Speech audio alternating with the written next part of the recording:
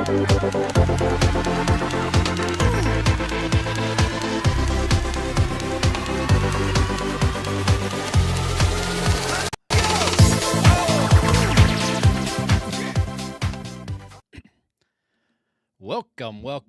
We are here, week 16. Can't believe it.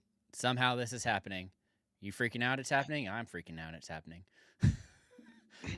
Been a crazy year, man. It keeps going nuts. So, that in mind, we are here to help you in any way we can.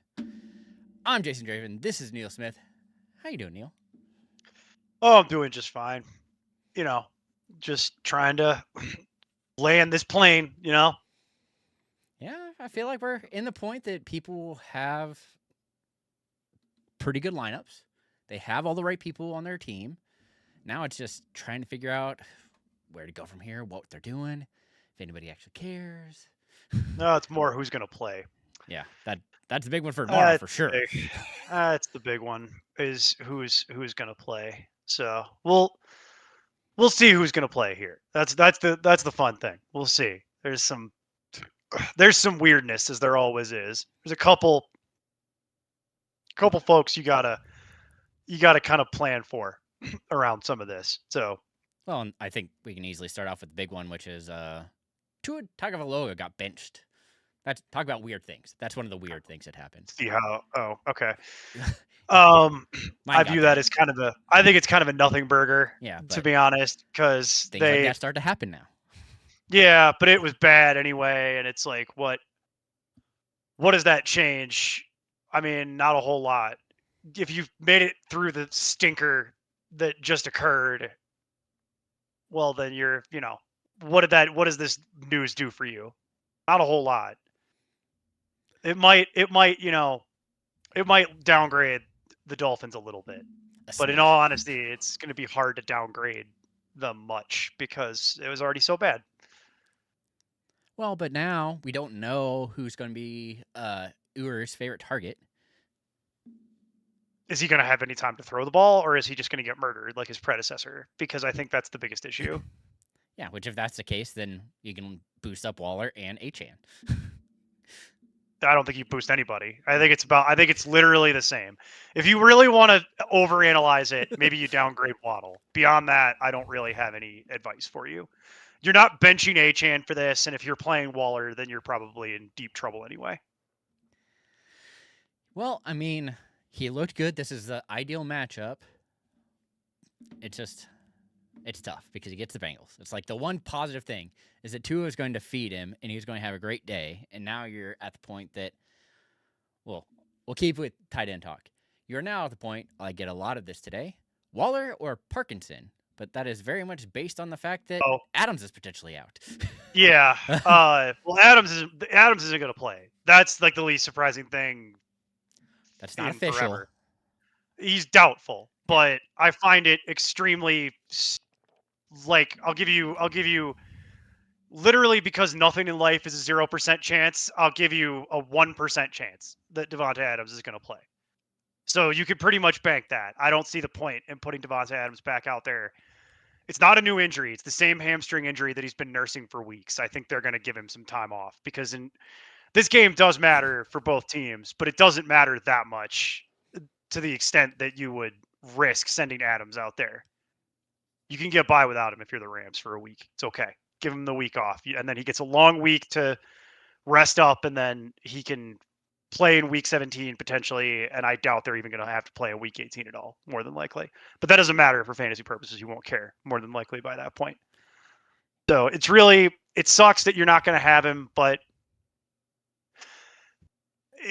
I would be absolutely, literally stunned if he was somehow going to play. And even if he was going to play, I doubt I would play him on a Thursday night, like seriously limping. Like seriously limping. Like I haven't been 107 in my wide receiver rankings, and I'm literally just waiting for him to get officially ruled out tomorrow, sometime around noon, and then I can remove him entirely. So there you go. Yeah. All right. So, but as we're talking about it, we'll say, "What's up, Glitchy?" And hey, is T. Higgins playing? Because that's kind of the other thing. That's a good one. That we won't know until Friday. In all honesty, you're not going to know about that until Friday, possibly Saturday. More than likely Friday. They let him practice in a limited fashion today. I bet you he gets another limited tomorrow. But he needs to show progression and get to a full practice at some point. They're not just going to let him out there if he's experiencing any kind of concussion, anything at this point, because it was kind of embarrassing for the league that he was allowed to play the last time and then he got re-injured. So now we do this the hard way. Yeah. So I wouldn't count on it. yeah, I would have a backup plan. Yeah, for sure. Because again, it's the fact that he's coming off of one previously. He's had one in the past. It's going to likely hold him out. It's the safe thing for them to do, and the team's eliminated. Which The team's eliminated, so they're not going to really like worry about it that much. And the league's going to make him do this the hard way, unfortunately, because he'd already missed time with a concussion before. They let him go back out. He immediately develops symptoms again. It's a bad look for them when he hits the ground and starts pointing at his head, and then they let him go back in, which they shouldn't have done. yeah, And so the league's whole protocol is getting embarrassed by this. And so now that the league's getting embarrassed, it's like, okay, well then they're gonna make you walk. They're gonna make him hand walk through it at 1 mile an hour. And I would have a backup plan if he is allowed. This is the difference. If T. Higgins is cleared to play, I will play him. I will recommend him to play, and I will recommend that everyone start him. But that's only if he gets cleared to play. We're not going to know that until this weekend. So you have to have a backup plan. yeah, and that's the other thing we should bring up. So heads up, there are 2 Saturday games now, so you'll have 6 teams that would have played by Sunday morning when you see the next. So that's a good point, because we do this every year now, and I swear I do this in my normal life where I have to remind people all the time. Every year this happens. Week 16 and next week 17, you have a different schedule than normal that involves Saturday games, because there is no college football to interfere with it. And I've had people ask me a lot, actually, why are they doing this? Why can't they just put everything on Sunday like normal? And it's like, because the NFL wants that money, baby. And there is no college football, and there is no blockage for them. And they know during the holidays, because this happens again in week 17, and they know that people are off work, people are at home. I know I usually get a lot of people grumbling, I'm not off work. It's like, I know, sweetie, I'm not either. It's okay. But there's a lot of people that are, like it or not, that's just a reality of the time of year that we're in. There's a lot of people that are off work right now, and they know, and the NFL knows that with people at home, they can get extra eyeballs on their product. And so that's the other thing that you got to keep in mind, is that there's nothing stopping them with like college football related. So they're going to take these Saturdays, and they're going to put these games on Saturday. It's the same reason why they do Christmas Day games. It's next week. It's literally the same reason. It's because they got people at home on their butt drinking beer, and they're like, we can put some games on. And people are like, well, could they not do that? Well, let's go through the numbers on that real quick. Last year, the 3 NFL games, every year the NBA on Christmas Day does a full slate of games. This has been going on since I was a child, a literal child. Last year was the first time they did a 3-game slate on Sunday. Normally, you might get on Christmas Day, you might get a game, maybe 2. Last year they did 3, and it ran literally all day. Not only was it one of the biggest ratings day for the NFL that they've ever had, they beat the NBA comfortably in ratings. And it upset LeBron James to the point where LeBron James had to address it and said, hey, the NFL needs to stay off Christmas Day. That's our day. Not by the numbers, LeBron. You got clowned by the NFL. So let's talk about what people actually want to watch. And it's not the NBA. I'm sorry, but it's not nearly as popular as the NFL. The NFL is a juggernaut. And if you think the NFL is going to walk away from their biggest ratings day in years, sorry, that's not how this works. So that's not going to work that way. They're just going to do this now. If anything, what the NFL will be looking at in the future is how can we add more games to Christmas Day? How can I figure out how to get a 4th game on Christmas Day? Because that's just it's money for them. It's advertising, and the NFL owners and leadership will want this. So that's going to be your life for this week and next week. You got to check and manually check what time is the game, when is it happening. Like, there's a lot more work than normal, unfortunately. And I know how people are. They get pissy when the game's at 7 o'clock in the morning Mountain Time. You know what I mean? And people are like, "Well, I didn't know," and it's like, yeah, that's unfortunately not going to be an excuse. So we are letting you know officially. Check the schedule for the next 2 weeks because there's every chance that your game that you need for your guy, and if you're waiting for someone to get cleared or something, that could be happening on Saturday now. You got to add Saturday to your life. And I swear to God, that is always the follow up I get, Jason, is, well, why are they doing that? And can they move it back? And it's like, the reason they're doing it is money, the short version, and no, is the answer to the other question. Because Yeah. money. Very, very rarely. When it comes to money, it's hard to get away from it. So, all right. C. Plank asked, May or Herbert? May. May, easily. And then Warren, Cardo, Coker, golly, or Estime. Man, I'm just brutalizing these names today. It's real trash. I'm assuming, well, that's the other thing. That is all trash. Jalen Warren or Tyler Warren? I'm assuming it's Tyler Warren because that's more closer to what the rest of it is. Yeah, I think I'm going to go Estime. It probably, well, I would go Coker if I knew he was going to play. So, but that's the problem you have, is that Coker has not been cleared. If I find out that Jalen Coker is playing that game, he would be my choice off this list pretty easily. But we don't know that yet, so we're waiting to see. I was hoping we would get a positive practice report around Coker today, and we did not, actually. So it is starting to look more like he's more of a long shot to play than I was hoping. But if he is going to get cleared going up against Tampa, that would be the easy choice off this list because he's the one that's in line to see the most work. My second choice would be Warren. I don't really care which Warren it is, to be honest with you. I would prefer Tyler, but I don't really care which one it is. They would both be my second choice, depending on which one of them it is. And then my third choice would be Estime, and my last choice is DeMarcado. So I'm kind of ranking them for you because there is kind of a gap. So you've got at least of them, you'll get someone to play, which is good. At least there's that. But DeMarcado is very much he is my option of last resort. If everyone else has been ruled out, then I'll play DeMarcado. But outside of that, no. I don't know what DeMarcado or Estime's workload is going to be. That's the problem. It makes it very hard for me to want to recommend that. You're hoping that Coker gets cleared, in my opinion. That's what I want here. Yeah. I think that Estime would be the one who's actually been there for a majority of the season, so he at least knows what the Saints are doing. That's the only reason I have him a little higher, and his matchup is better. So. Fair.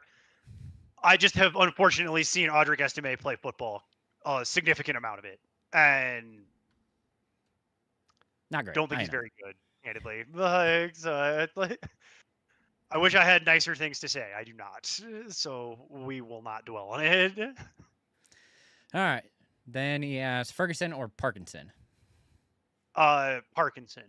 There's going to be a lot more Parkinson than what people are comfortable with. So I need everybody to get comfortable with the idea that Parkinson's going to be my answer more than you probably want it to be. That's the other thing that's kind of interesting is that people say Ferguson, but is it Jake Ferguson or is it Terrence Ferguson? Because that's the other tight end. I'm assuming it's Jake Ferguson. Because Terrence is also something we should bring up, or Terrace. Yeah. Whatever. Because he's running more routes, or he's on the field more, not necessarily running more routes. He is playing more snaps because he is a blocking tight end. But potentially more opportunities, who knows? I think you're way overthinking it. I know, but I'm just throwing it out there. I think you're overthinking this to an extreme level. I think people are asking about Jake Ferguson because people have actually been starting Jake Ferguson in fantasy all year long. I don't think Terrace Ferguson matters at all. And I think the reality of it is that you're talking about Colby Parkinson had a 22 in PPR last week. So that's what I think the question is. And I think the answer is going to be Parkinson with Devonta Adams likely out. I'm sorry. That was in half point. He had 22. It was 24 and a half in full PPR. Yeah. And I just for a point of fact, I have Colby Parkinson at 7 this week in my tight end rankings. He is firmly a starter for me. He is a good replacement option. He's not sexy. It's not a sexy thing. It's not like I would rather have Devontae Adams. I'd rather have my guy that I've been using all year. But Jake Ferguson is dealing with an injury that has been plaguing him for weeks, and he almost didn't play that last game. The only reason they let him play that last game, I'm confident, was because it was an elimination game for the Cowboys. And that's the other thing to consider, is that the Cowboys are already functionally eliminated from the playoffs. They are very close to being actually eliminated from the playoffs here. I'm actually kind of thinking they're probably going to get actually eliminated here this weekend. That's the way it's trending. Yeah, definitely will be curious to see. But yeah, I agree. It's Parkinson. Really like how he's been being used. He's the one pass catching. Golly, I'm just can't get it done today. For the Rams, and so when Adams is out, he's clearly got the boost. And has been doing it relatively throughout the season. Yeah, without Higbee. It's not like It's not like we've never seen him before. Yeah, and he just showed up last week. No, it's not really how that works. Like he's been around, but it's just not. It's not sexy and it's not a household name. So I get the question. I assume we'll get a lot of these questions. Yeah, it's been one of the more common ones. So I figure we should spend some time on it to make sure people understand that what they're kind of looking for. Well, given how this shows works, Jason, we're gonna have to spend time on it like 3 times because just it comes in cycles, baby. Keep going. All right, Glitchy needs a quarterback. Stafford or Brissett? Stafford. Ooh, yeah, it's probably Stafford, but man, I think Brissett's so much safer. Actually, I'm rescinding that comment. I'm double checking something. Well, it's been Stafford all year, so it's kind of a gut. It's a gut thing. It's a tough matchup. He really struggled the last time. I'm actually gonna go with Brissett against Atlanta. I have Brissett at 8. I have Stafford at 10. Yeah. It's weird to be benching Stafford. It's normally automatic, but in this instance, that is valid. We don't think you go wrong here, is really what it comes down to. These are both good quarterbacks that we're not worried about. Yeah, they're both starters. Then running back, Etienne, Aaron Jones, Rodriguez, or Corum? I have Etienne the highest by quite a bit, actually, of those. Even against the Jaguars? Yeah, because the rest of them are all terrible and part-timers. They're all dealing with injury. They're pretty terrible. Like, Aaron Jones is my age and has never been durable, so that's not really what you're looking for. Great matchup for running backs, though. And Chris Rodriguez didn't even play last week. They're saying he's going to play so you'll get your 10 points from Chris Rodriguez. Woohoo! And then Blake Corum is sharing a job and has a terrible matchup. So I eliminate everything immediately that isn't Etienne. Bonus points on Etienne, which is that he's probably going to get the full workload this week, or at least more of it, because Tootin had to have finger surgery. Yeah. And will not be back until the playoffs. If you didn't see Monday's show for the waiver wire, other option that you need to be aware of, LaQuint Allen is now your handcuff. If he goes down. Very, very, very limited. Temporarily. Yeah, it's very, very, very temporarily. He would be the handcuff, like 2 weeks level temporary. Yeah, well, and then he'll go back then he'll go back to immediately never mattering again. That's the issue. Is that is now the rest of the season. So, just something to know. All right, 2 wide receivers: Jameson Williams, Wan'Dale, Igbuka. The first 2. Yeah. Close. I agree. It's probably the first 2. I'll probably wind up flexing Igbuka. Yeah. So okay, that's fair too. Okay, tight end: Bowers, Fannin, Kincaid. I don't think you can get away from Bowers. I know the matchup last week was really against him. We've done this so many times. It's 2 flexes, right? Yeah. Yeah, it is. Okay. So it's gonna be Bowers, and then I'll go into flexes. And hey, guess what? My flexes are Emeka, Igbuka, and Fannin. Okay. I agree. So this is actually a really easy lineup to set for me this week. Yeah. Very easy lineup. This is not hard. I would love to tell you about playing Kincaid, but there's no universe where I'm going to recommend playing Kincaid after what he just did to you. Well, it's not really his fault. Dawson Knox is the problem. Well, that's okay. So now we're gonna have this conversation that we have every year. That's about the reason Kincaid's been struggling. Is that he's also still hurt. Is part of the problem. He's not fully healthy, and they sent him back out there anyway. So he's clearly not fully healthy by virtue of the questionable tag, and also by virtue of watching it. You could tell that he's not fully healthy, and he's healthy enough to play, but he's not healthy enough to do the job that people want him to do, which is to be the everything. And Dawson Knox is like a bad penny. They ended the penny in real life. Maybe they'll. No, you know what? That's too mean. That's meaner than You ever start a sentence and then halfway through it you realize that it's meaner than you intend. Yeah, shouldn't go there. I'll go wherever I want. If you think that's mean, oh my God, we could get into what I think of the Jets, and then Polo will never come back. Well, here's a more important thing. This is the most infuriating statement. Shot Smith, tight ends have great days on the Bengals. Yes, except for Andrews and Likely, because screw those guys. That was so annoying. I'm so mad. I pointed laughing at you. I pointed laughing at Jason because I told him that it was going to fail, and it failed, and he told me I was crazy, and then it blew up in his face. I really thought both teams were going to be. It was going to be a high-scoring game, and nothing. It was somehow the Ravens defense stepped up and called you skunked insane them. for recommending to play Likely, and then he got like a 0, and I felt vindicated. Sorry, but it's true. Like I noticed it on the day and was like, oh boy, this is gonna come up later. Yeah, like we're gonna revisit this topic. Tight ends typically do have good days against the Bengals. That's an astute observation, but not always. as we saw, everybody has great days against the Bengals, my friend. Typically, except for the one time that Jason needed it. Yeah, really hurt me. Bills or Eagles defense? It's the Eagles. Think it's Eagles have been so good in their secondary, even without Really? You're going to go with that? It's close. I have the Bills at 2 Carter. and the Eagles at 4. So I don't know that you can fully make this decision wrong, but I do prefer the Bills slightly just because Cleveland is Cleveland and Cleveland going to Cleveland.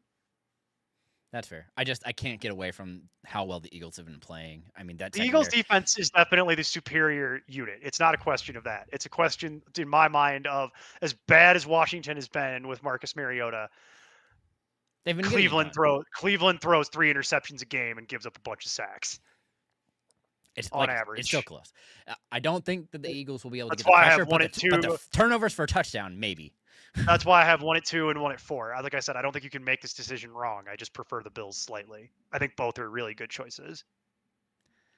All right. Not as good as the Texans, which is number 1, but yeah, that because they're amazing. Only so many people can be that. The one that I think is the most controversial is the Chiefs. Yeah, that's been another weird one that I was. Which we will undoubtedly get into. I don't want to do it here, but we will. I'm sure we will get this question at some point. We'll talk about it then. All right. So Daniel Everhart, do you think MHJ plays? So Marvin Harrison Jr. Marvin Harrison Jr. play? Better chance this week than we've had in the last several weeks. He's actually practicing in a limited fashion to open the week. So it is looking more likely than in past weeks that he's actually going to suit up and play.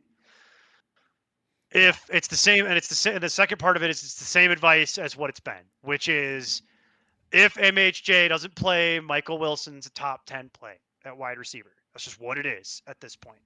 And then the other part of it is that if he does play, Michael Wilson gets relegated to wide receiver 2, but you're probably still starting him. Yeah. Injuries or flex at the very least. I don't think he drops out. I think he would. I've literally got him at wide receiver 7, and just looking at it, it would be really hard for me to lower him lower than 24. Okay. Just because you start looking at what's at 24, and it's like, would you prefer Michael Wilson or Terry McLaurin? Well, we just talked about the Eagles and their secondary. So. It's going to be hard. It's going to be hard to lower him more than outside of wide receiver 2. Like, would you rather play him or Michael Wilson or Michael Pittman? Like you see my point? Like it gets to an area by about 22 that it's going to be hard to put him lower than that. Yeah. Like he's going to slot in somewhere in there, and I bet he ends up getting slotted in higher than that. I don't know exactly where I'll have him ranked because at this point I'm not adjusting the ranking until I see a MHJ is officially cleared and he's playing, and they're going to have to be very overt about this for me to trust it. But if MHJ does play, and it is looking more likely, Michael Wilson is probably still a start, but he's just not a top 10 play the way that he would be if MHJ sits again. Yeah, and that's just how it's been all year. I mean, when he plays, he hasn't gotten you. Well, I guess this past week was his lowest, right? With 16. I think it's something that was like 14 or 16 or something. Yeah, 16, 16.5. And that was a pretty tough matchup. It was, and they played like doo-doo, more so than normal for them. So it was like really ugly, a really hideously ugly. It was a game to forget, both for the viewer and for the Cardinals.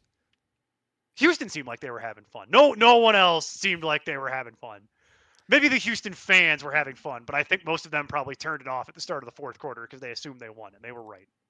Well, the real question is, Go cut the grass. Go do something else. does Jacoby Brissett end up getting a job now?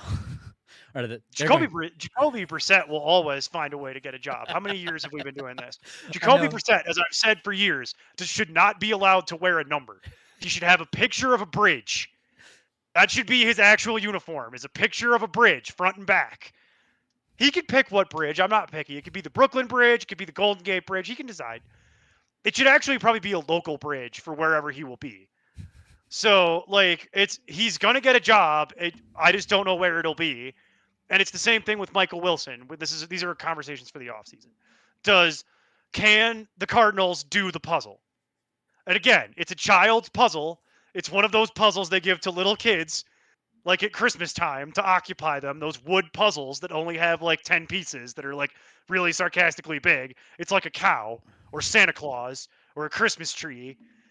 And like the little kids can usually figure it out. The question is, can the Cardinals do the puzzle? And by what I mean that is, can they figure out a way to keep Michael Wilson on their football team? Because what I think is a foregone conclusion at this point is that the minute Michael Wilson is allowed out that door and out to the street, there's going to be like 6 teams that are all going to be standing there with pen and paper in their hand and saying like, here you go. You want to sign that? Like, you want to come to somewhere else? You want to come to a place where we will start you no matter what? You know what I mean? You want, like, who needs a second wide receiver? You want to come to Vegas? Oh. You want to come to New England? Sure. You want to come to Vegas? Like, you want to come on down to like there's a couple different places that I could think of to be the. You want to come to Miami? He probably doesn't. Maybe he wants to live in Miami. I don't know. There's always that side of the Miami sports teams where players want to live in Miami. So yeah, don't like that. But yeah, not my preference either. But it's true. It's a true story. Like, we've seen that throughout time, that when they can get a critical mass of people to go to Miami for various sports, that you usually have no problem attracting free agents because of the lifestyle. Whereas, for example, other places like, let's say, Kansas struggle significantly harder with that. Don't worry, Denver does too. Denver attracts a very specific group of people, and I'd rather not have that conversation on this show because it's going to get that conversation's going to get tricky, and it's going to have to get we're going to have to be very diplomatic around that conversation. Let's just nope out of that for right now. Maybe we'll do that in the offseason. So C Flink asked, pick 3, full PPR, T Higgins, Scary Terry, Carter. You know what I'm talking about. You know Bill exactly Sutton, what I'm TJ. talking about. I'm not saying nothing. Don't sit here and pretend like I'm crazy and you don't know what I'm hinting at. Like, No idea. Pick 3. Okay. I think this is kind of dependent on health, but Okay. You pick, Mr. I know everything about everything. I don't like any of this, honestly. It's all kind of fodder. QJ's That's dealing not with an helping. injury. You probably have to start Sutton. If Higgins goes, you're starting Higgins. And then, I mean, it's probably scary, but I don't like any of it, like I said. I can't trust Bill because C-Rod's back. Bill is eliminated from the conversation. If Carter's you're up in the air because he's potentially splitting, even though it looks Carter, like I feel better about, but there are better Mildly, options on yeah. the list. Bill is eliminated completely. The choices here are Sutton is starting. Sorry, bro, but it's true. Yeah. Like, whether you like it or not, it's kind of immaterial because you got to go with who brung you. I know it's frustrating. I know that it's way up and down, but hey, it's been 3 weeks since he's had a game that's absolutely killed you. You know, like, we're just gonna have to deal with that at this point. That's Right. where we are. Had to make sure So I knocked on wood. Sutton's playing. The next one that is on my list of things that will ultimately, again, no one's happy, but this is what we're doing. The next one would be Terry McLaurin. Is Nobody. You have like my old dynasty team that before I traded it all. You literally have my old dynasty team, which was literally T. Higgins, Terry McLaurin, and Sutton. And I traded Terry McLaurin and Sutton off that team, in the offseason. And I haven't really been sad about it, to be honest with you. So it's one of those deals where it's like Sutton is too good though to bench. Terry McLaurin is scary, not because his name is Scary Terry in this case, but because his quarterback is Terrifying. Marcus Mariota Oh, okay. and Yeah, that works too. isn't good, and is hanging on to the NFL by a thread. So it's like there are worse backups. So I guess that maybe be a little overly critical, but they're not worse by much. So you've got but Sutton you're gonna and Terry. play. You're gonna have to play him, and then you are really praying that T Higgins gets cleared. That's what you're looking at, sir. You want all three wide receivers. Now, backup plan if T Higgins doesn't get played for me is Carter. Yeah, that's kind of. I where don't I lean trust. to. I don't trust QJ. I don't trust Bill at all. Like I would rather take my chances with Michael Carter closes his eyes and catches a bunch of dump offs and then just does whatever with them. Like Hope he because survives that's the game. like and hope he just doesn't get injured in the middle of the game. Yeah, that's kind of what we're looking for here. Michael Carter is officially rental status. He's in my flex I guess it'd be RB3, but I don't really do RB3. It's more it's RB2 and then you go immediately into flex consideration. But Michael Carter is a legitimate flex for me this week. It's an attractive matchup against Atlanta. Not because I expect him to run the ball. It's because I expect him to catch a number of dump offs as Jacoby Brissett tries to not die. Yeah, that's kind of where you end up. But this isn't so bad. Yeah. I've seen worse. This could be worse. I know that doesn't necessarily help make you feel better, but I will tell you, as someone who sees a lot of lineups, I've seen worse. You could win this. You just need to get your voodoo doll and stick it not into T. Higgins, because that won't work, but into the concussion protocol person. I don't know what they look like. You're gonna have to do some research. Get them right in the eyes. I think that'll help you. And the guy who had T. Higgins asking if he was going to play, Michael Wilson is the backup plan. So that's a good backup plan. That works That's a really out pretty, good backup. Pretty solid. I would argue it should probably be plan A, but T. Higgins should probably be the backup plan given where we are. But that's good. That's good. Okay, you got a good plan. All right, let's keep it rolling here. All right. Tight end question. Waller, Juwan Johnson, or Parkinson? That's a good one. I thought that guy's name was Big Panda. I can't. It's tiny. It's on my screen. Oh, so I'm like, my bad. Brian, yeah. I read it twice. I know it doesn't say Big Panda. It says Brian, and I'm like, damn, you should be Big Panda. Now I'm gonna be Big Panda. Waller, Johnson, Parkinson. Yeah. Lock it in, baby. I think it's close, but second choice is Waller. I've got Waller at 10. Again, it's really close. It's just the touchdowns Waller, are more likely to happen for the Rams than the Dolphins. I got Parkinson 3 spots higher than Waller. Waller's my second choice here. If you're afraid of Parkinson, you could play Waller. It's only a 3-spot difference, but the quarterback I'd rather avoid the whole Ewers don't know anything about the quarterback situation, and I'd probably just take my free money with Colby. I'd rather just take my free parking with Colby Parkinson on tomorrow night than try to get into that. Yeah, I concur. Sup, Polo? Happy you could make it. Polo's here. All right, now it's a party. Patriot Etch. Kareem Hunt, Monangai, Estimate, or Jordan Mason. Pick one. Huh. This is ugly. So it's the battle of the backups here. Well, Hunt's he was doing what I was doing in one of my leagues, which is just riding Kareem Hunt for as long as you could. Take that train for as far as it'll take you. And unfortunately, it only took you to the playoffs. not past that. That's a shame. I think it has to be Estimate, though.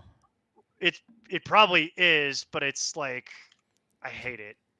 PPR is estimate. Otherwise, you're probably going to go Monangai. Does that sound fair? Yeah, right now I'm actually like running this through properly. Hang on a second. Yeah, okay. So if it's PPR, I do have Monangai the highest of those. I have Monangai at 31 in PPR, and he would be the highest. They're all in the same neighborhood. They're all in that 30s flex running back range. So in PPR, it's Monangai. If this is not PPR, if it's any other format that isn't full PPR, then my answer is Estime, and it makes me want to throw up actually, because I've seen Estime play. Third choice would be Kareem Hunt. It's actually really close between Hunt and Estime, and that's literally down to the matchup.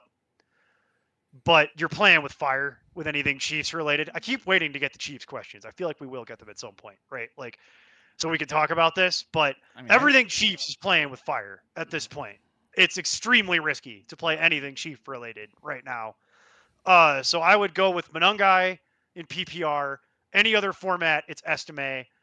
And then if I really didn't want to play those for whatever reason, my third choice is Kareem Hunt, and I am eliminating Jordan Mason from consideration. Yeah, too difficult to trust. This is an easy one, though, for Daniel Eberhardt. Kincaid or Schultz? Schultz. Don't have to question yourself. You know the answer. It's Schultz. I'm just double checking. Okay. I already got one quarterback thing wrong, so we're checking. Dalton Schultz is the answer. Okay. That Dalton. Schultz. Yeah, at Dalton Schultz. Yeah. All right, and then pick 2: Wandale, Wilson, McLaurin, Myers, Moore, Monangai, Monty. Golly. You can just eliminate the running backs off this list. You don't need them in PPR. They're gone immediately. The answer is probably okay. Well, it's Wilson is like a lock until I find out definitively that MHJ is playing, and then we can maybe hash this out differently depending. You're asking me on a Wednesday, so I got to go with the rankings that I have today, which is Wilson is a top 10 play, so Wilson's playing. And then where do I have? And then I have Wandale at 17. And then Myers, no. It would be Wilson and Wandale today.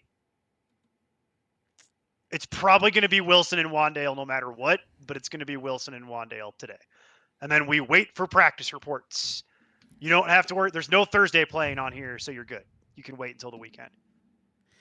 Yeah, I have it close between Myers and Wandale, so I'm going to actually go Jacoby and Wilson because I think that Lawrence is going to see pressure, and Myers is a closer target than BTJ. So for the record, they are playing. For the record, the Jags are playing the Broncos, which means that Surtain is involved. And I find it hard to believe they're going to waste Surtain chasing Jacoby Myers around for the day. That's probably not going to happen. So there is.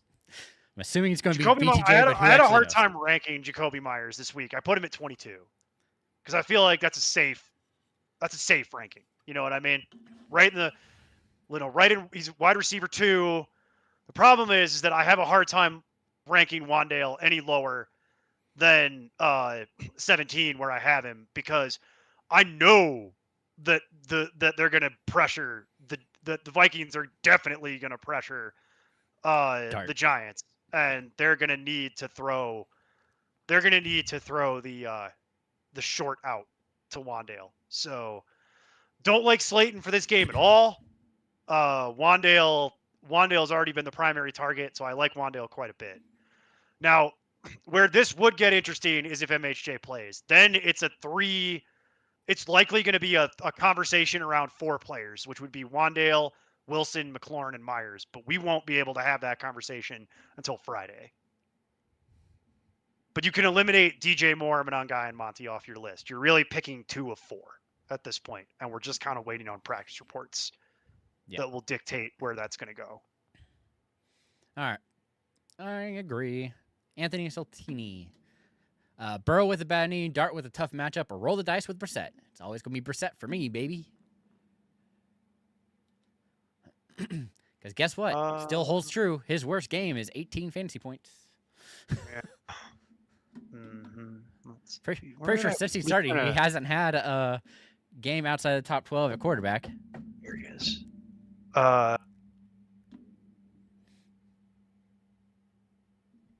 yeah. I get if you want to play Burrow. I'm not. I won't be hurt if you say Hey, Burrow because he is ranked higher. I'm gonna play Burrow is probably what it'll be. But that being said, I wouldn't call you crazy. I have Burrow at 4, I have Brissett at 8. So I wouldn't necessarily call you insane if you were just like, you know what, Burrow gives me bad vibes. It's not a good sign when you're doing therapy every week in the media talking about how you're not happy and you want to quit. And it's like, well, the Bengals will do that to a person. They've broken all kinds of very tough people. The Bengals is not a well-run organization. That's as nice as I can be about that. Like, I have very pointed examples as to how I could say that without worrying about getting sued. You know, like I can just say that, and I could defend because I could defend that in court because I've got lots of ammo on that one that leads me to that conclusion. It's not good when you systematically break all your stars and then they all hate you and they want to leave, whether it's on offense or defense. So Yeah, makes it it's tough. because they're kind of a poverty franchise, you know? Like they don't really have a lot of money, and I get the impression that their leadership is not a lot of fun to deal with, and it just seems to come through from the way that their personnel keeps coming up, whether it's Hendrickson or Burrow, or I've got other examples from throughout time. Like I would not blame anyone if they were like, yo, I'm not starting the guy in my fantasy matchup that was literally in the media last week and then again today talking about vaguely talking about I'm not happy and there's clearly something going on in the background and I don't know that I want to do this anymore. Is kind of the subtext of that conversation. And it's like, is it good when you start to sound like Andrew Luck right before the playoffs? Like, no. Especially when you're Joe Burrow and you're like a notoriously tough-minded individual, and it feels like they're breaking him just little by little. And it's like, okay. So if you wanted to play Brissett, I wouldn't look at you and be like, that's insane. So it's like, you'd be. It's not something I don't think I would do it, but I also know that like Burrow had a terrible. What did he get, a 5 last week? So that would be the other reason where if you were gun shy about the 5, yeah, and you want to play Brissett, it's like it wouldn't bother me. It really wouldn't. I really wouldn't look at you weird. I'd be like, yeah, no, I kind of get it. There's enough weird crap going on with Burrow and the Bengals that if you just want to avoid it entirely, that'd be fine. It's a 7.5. So yeah, not great. Okay. I would not. Dart is off the table. Dart is off the table. It's also really not good when the NFL officiating is putting out statements and the opposing team is literally talking in the media about he plays like a running back, we're allowed to hit him. And the officiating people are like, yeah, if he's not going to protect himself and he's not going to go out of bounds, and he says flatly he's not going to change how he plays, you're allowed to tee off on him. Okay, well that means Jackson Dart's going to get nice and comfy in the concussion protocol. Because that's where we're going rapidly. Someone's going to have to pull him aside this offseason who can actually talk to him and say, hey, bro, you're going to have to protect yourself. You're going to have to slide. You're going to have to go out of bounds. Otherwise, you're going to get murdered. And you're no good to us on IR. So we'll see if he listens. That's a problem for next year, though. Not right now. Good luck. All right. Polo, looking for a quarterback. Mayfield, Goff, or Stroud? That's good. I like this question. I have Goff at 9. I have it as Goff. Yeah, I have it as Goff as well. It is Goff. It's the lesser of the evils. Yep. Makes it pretty easy. Mayfield is clearly broken. Yeah. So, yeah. All righty. Then Baker or Mariota? That's another good one because that's the other end of the spectrum. Baker. Broken or not. Or not, we're going to play Baker. Then back to not expecting a whole lot, but yeah, but back to Polo. Start one tight end. Fannin, Pitt, or Trent Franklin in the flex. So Would you rather play Troy Franklin or both tight ends? I just play both tight ends. I agree if London remains out. Well, we don't know about that. That's one of the things that I was actually expecting to get more questions on is Why I Drake brought it London up. going to play? And it's like, well, this is the first time in weeks that he's actually practiced on a Wednesday. Like a month. Yeah. So, yeah, he's been day to day for a month because the NFL whole protocol is a joke. These people should need to be fined to the Stone Age. If I was running the NFL, these people would be paying millions of dollars in fines for the way that they've dealt with the London injury. You can't be day to day for a month. It doesn't work that way. So he literally, Jason, could have gone on IR and come back in the amount of time they've been telling him that they've been telling everyone that he's day to day. F that. Like you're gonna get. I would fine you to such a level that you will never play this game with me again. Like I'm talking about, I'm gonna fine you $10 million a week forever, or it's gonna be $2 million per BS practice report that I see. Yeah. So it's like $2 million a day, and then you'll stop playing around. And then we can hopefully move on. But I don't run the NFL, and thank God for the NFL that I don't, because there would be a lot of changes and a lot of people would be unhappy with them. Go ahead. Do you really care that much about whether or not you're that interested? You're gonna play Franklin, who's done nothing for weeks except get people eliminated from the playoffs. I mean, It's like not with the the Widowmaker. fact that Bryant's probably playing. Like, Yeah, I would practice today, got. but again, it's just there's too many options, and this is another situation where I was high on Sutton and Knicks last week because I knew that they were going to have to throw. And then of course Franklin puts up a 20 for no reason. So After doing nothing. that didn't surprise me. Especially with Bryant. Well, he out. does that. Yeah, Yeah. he does that. Like that happens periodically. When they have to throw. But do I think that happens with Trevor Lawrence this week? That's the bigger issue because Lawrence hasn't really had a defense that has been able to put pressure on him. And so with that in mind, Broncos should be able to do that, which could cause some issues for him. It just I just pulled my flex rankings and I have it as Pitts, Fannin, Franklin. So I'm gonna play the both tight ends here, and I don't know that it really is gonna make that much of a difference to me if London plays. Yeah, I'm also still not convinced he plays. We won't know until Friday because at this point he went out in practice today for the first time in a month, and Raheem Morris literally said, "We'll see how he feels tomorrow." And I have a feeling he'll probably go out and practice tomorrow, and depending on what that is, he's probably going to turn around and say, "We'll see how he feels Friday," because that's just how they're running that show over there right now. It's very frustrating. So it might be the most frustrating injury situation currently rolling, if you ask me, because of the lack of clarity. More than likely. All right. Angela clearly has made it into the playoffs. So pick one. Pollard, Monty, Singletary, Booty, or Keenan Allen. I don't like this. I don't know. Who do you like here? Dirty. Yeah, hang on. I gotta look actually on that one. That's a. I have. Nope. Pollard. Not gonna be Singletary. Well, it's not gonna be Montgomery. It might be Singletary. It probably is gonna be Pollard actually. I'm looking at now I need to move to wide receiver. All right. Well, I went through my flex rankings, and it probably will be Pollard for me. Yeah. Coming off the two big games, terrible matchup, but really hoping for volume. Don't trust the Chiefs defense the way that I normally would either. Now that they've been eliminated and don't have anything to play for, and they have their backup quarterback, which is Gardner Minshew. Okay, I guess. Yeah, like he'll check it. Could be worse. Could be a lot better. Like, but to me, it's Pollard is the choice.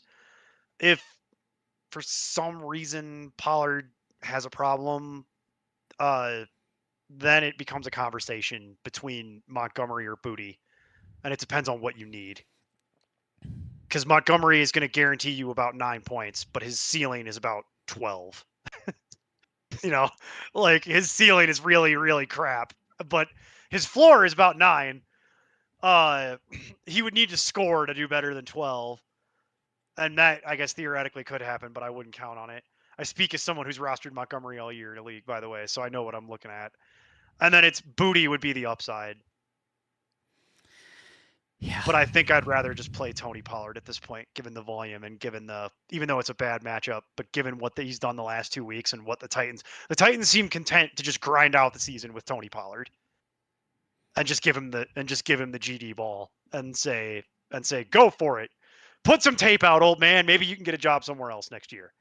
Because that's literally what Tony Pollard's stake in this is. Because Pollard is literally playing for a contract for next season, whether that's in Tennessee or somewhere else. But he's trying to put out tape. So they're probably just going to let him run all over the place. All right. On to the next. Jason Ortiz. Are we playing London if he plays? Probably. Really depends on other options, but it's kind of looking iffy. Well, same injury as Bowers and Ricky. Both, yeah. I doubt you would have better options. Yeah. Given where Drake London would be ranked if I knew he was actually cleared, because he'd be ranked as a top 15 wide receiver. So you would have to have something that would be more appealing to me than a top 15 wide receiver to play in his place. If he does get cleared to play, I don't think they're going to send him out there gimpy, if that's what you're worried about. Because if there's any kind of gimpiness, they'll just sit him down because it doesn't matter anymore. And they need him healthy for next season. So they're not going to risk him going out and destroying his leg and then missing the entire offseason for reasons that don't matter. As much as they want to win, they've made it very clear that even though they're eliminated, the Falcons want to win. But there is a fine line between wanting to win and damaging your franchise wide receiver in a way. So I think if they're going to let him play, I take that as we are very confident that he is fine and has fully recovered and he can go out there, which is why I'll have him ranked really high. And that is something you need to think about, though, is that a PCL injury, you've strained a ligament in your knee. So your ability to plant, your ability to push off, your ability to cut, all of that is going to be in question. All of it. And the other thing you have to think about is one wrong plant, one wrong push, you're done for the day. You've re-aggravated it. You're done. In fact, in this case, you're done for the year. You're just going to get sent home. So PCL injuries are weird. In a lot of the normal turnaround for a PCL injury is 2 weeks, by the way. He's been out for 4. So that tells you how bad of an injury it must be. It must be a really significant PCL injury for them to have him out the 2 extra weeks. And then we're at the 5th week of this injury, and they're still talking about he might not be ready to go. Yeah. And we finally got there. The Chiefs D or the Saints D? Have them back to back, but I have Chiefs higher. Yeah, I'm going to play the Chiefs. It's just the Chiefs in the ECR, or the Fantasy Pros ECR, are the 3rd rated defense, and I get it because it's anyone against Tennessee. Like, I get that. I totally get that. But I am a little more nervous about the Chiefs in general this week than I otherwise would be. You pretty much know who you're starting, and you kind of just lock it in. This calls that all into question because you've got no Mahomes. You've got Gardner Minshew, who is competent but is going to turn the ball over. We know that. That's what he does. And then we also have the issue of I don't know how hard some of these people are going to try. You know? Like, is everyone going to try? Or are they just going to phone this in because everyone is cold and tired and hurt and eliminated and they just want to go home? Don't know where the Chiefs are in that moment. It's hard to say when you're talking about a team that has made the playoffs all those years in a row, and this is the first time that they're not going to the playoffs. You don't know how a group of people will react around that. They might just quit. So starting the Chiefs is playing with fire. So I've got them rated 2 spots higher than the Saints, but similar to the conversation around that we had about quarterback a minute ago. I would not blame you if you just wanted to sidestep that whole thing and play the Saints, even though the Chiefs are a superior defense, and technically it's even a superior matchup. But with all the weirdness, I wouldn't blame anybody that was like, yeah, let's just play the Saints, because I kind of know what that is. Yeah. It really is a coin flip, so completely understand if you want to stay away from it and not have to deal with that at all. So Moving through his next question. Assuming I start Javante and Barkley at RB, am I crazy for benching Kyron due to the 50-50 Gorham split and a hard matchup? You want me to keep going? There's no one on that list that I'm gonna bench Kyron Williams for. Yeah. The closest might be Vidal because it's a decent matchup, but it's really kind of reaching. He gets a Cowboys, but that's... It would be more the wide receivers that would be more appealing to me. That's fair. But again, if I was going to do it, it would be for Sutton. Like, that's the... Also, because I don't know if this is PPR, so I'm assuming it's PPR. If I was going to sit anyone for anything on that list, it would be... where do I have Williams ranked? My flex rankings. This becomes the question. Hang on. 1 second. I'm looking it up for you. For who? Looking for Kyron Williams in my flex rankings. Oh. Oops. Yeah, I don't even know. Oh, there he is. Okay. I've got Kyron Williams like right at the same level as Cortland Sutton, and no one else on this list. Not even close. No. Yeah. Okay. So the two choices that are on this list for me for flex would be Kyron Williams or Cortland Sutton. I would probably lean towards playing Kyron Williams. If you wanted to play Cortland Sutton, I would not blame you. I literally have them 2 spots. And in flex rankings, that means something. Because it's all the positions minus quarterback, effectively. So it's like, that actually is material. But that only applies in PPR.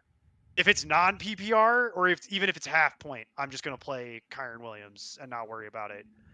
But if it is PPR, I have Sutton and Williams right next to each other. And so if you were concerned about Kyron Williams, the other choice that I would say is on the table is Sutton. But if you're kind of like, that's the devil and the devil, like that's the devil either way. So it's like, it's hard for me to give you a straight answer on those two, but those would be the 2 choices. I eliminate everyone else from consideration. It is either Williams or Sutton.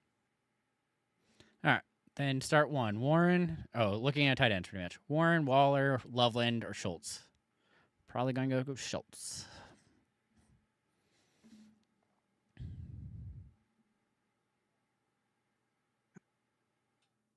Let's see. No. Schultz. Okay. No, it's Schultz. Okay. I was like, man, you have to go. Not by a lot, but it is Schultz. Just trust that workload a little more. All right. Tamra, PPR redraft, Williams or Nix? At quarterback. I'm not a big Caleb fan. This Nix. Yeah, I have Nix a couple spots higher. And then Kincaid or Otten?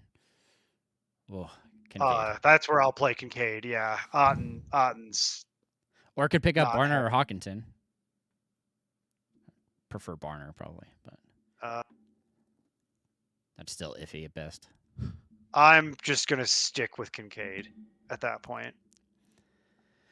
All right, then I'm guessing a flex here of Higgins, Shaheed, or Hubbard.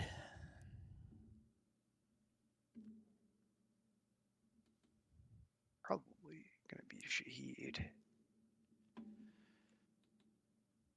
Yeah, I don't know on this one. Higgins. Oh, if I could spell. Nope. Shaheed. Nope. Hubbard.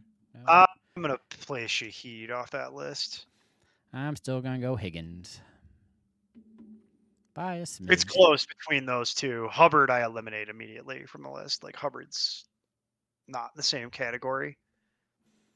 All right. It's close between Shaheed and Higgins, but they're looking for Shaheed more recently, and Higgins is like on the other end. If you survived the 1.5 from Higgins last week, like I did, I will tell you as someone who literally lived through it and managed to win the game.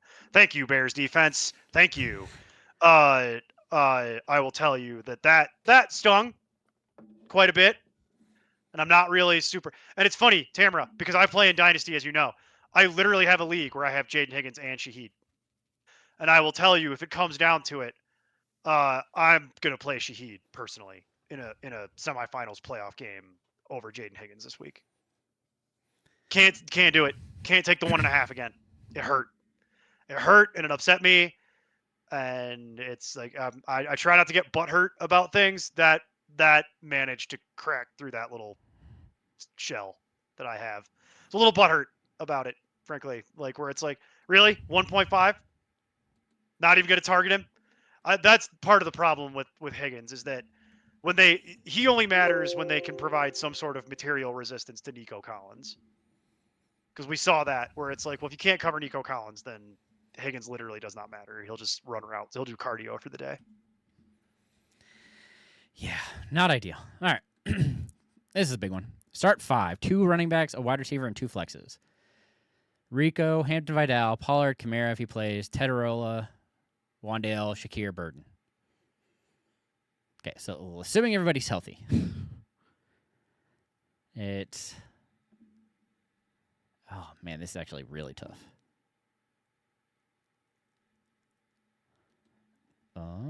Running back?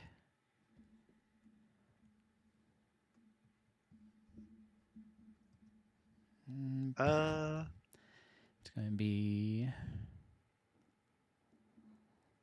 Vidal, Dowdle, Tet, Burden, Robinson. I mean, uh-oh. You all right? No.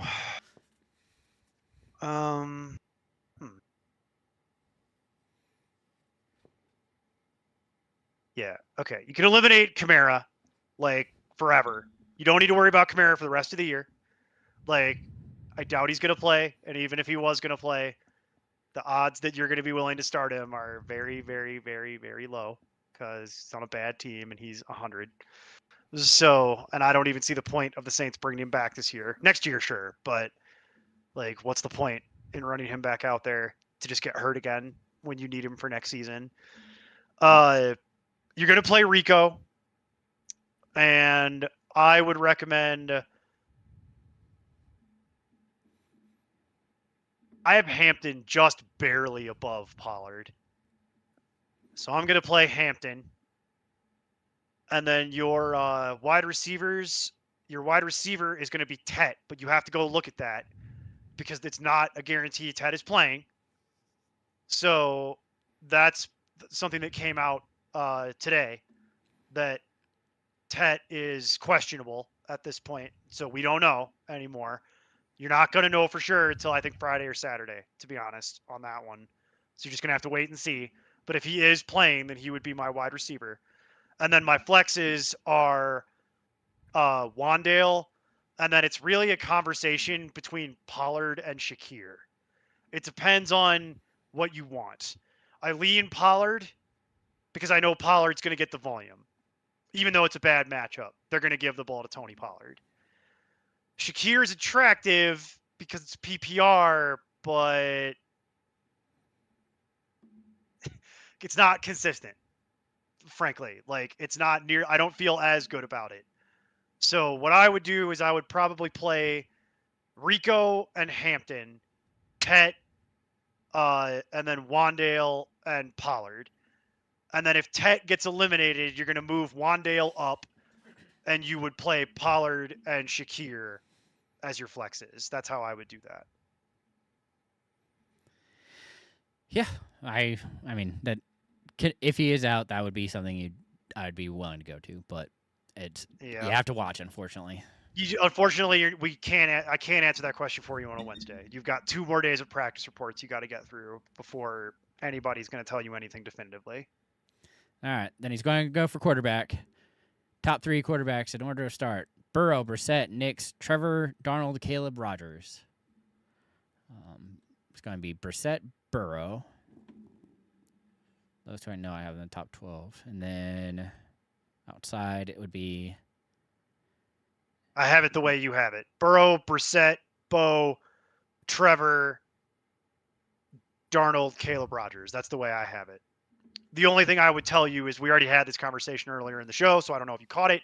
But if you wanted to play Brissett over Burrow this week, this is the one time where it's close enough in my rankings that I'd be willing to go with it, especially because Burrow killed you last week and then went and had another therapy session in the media this week. And something is clearly wrong in Cincinnati. His brain is broken. They need to all go to therapy. Everyone at the Bengals needs to go to therapy. I get the impression that there's something wrong at a leadership level over there that is making people very unhappy. So I don't know what it is exactly. I could guess. I think I have a pretty good idea actually of what it is, but let's not worry about that for the playoffs. The reality is the top two are who you're most interested in, and it was good because those are the only ones that are going to be in the top 10. There's no one else in the top 10 on your list. It's Burrow or Brissett, and I have Burrow rated higher, but it's close enough that if anyone wanted to play Brissett, I would not judge you. I concur. All right. Daniel Eberhardt, got to ask because last week, PPR, Dowdle or Tracy?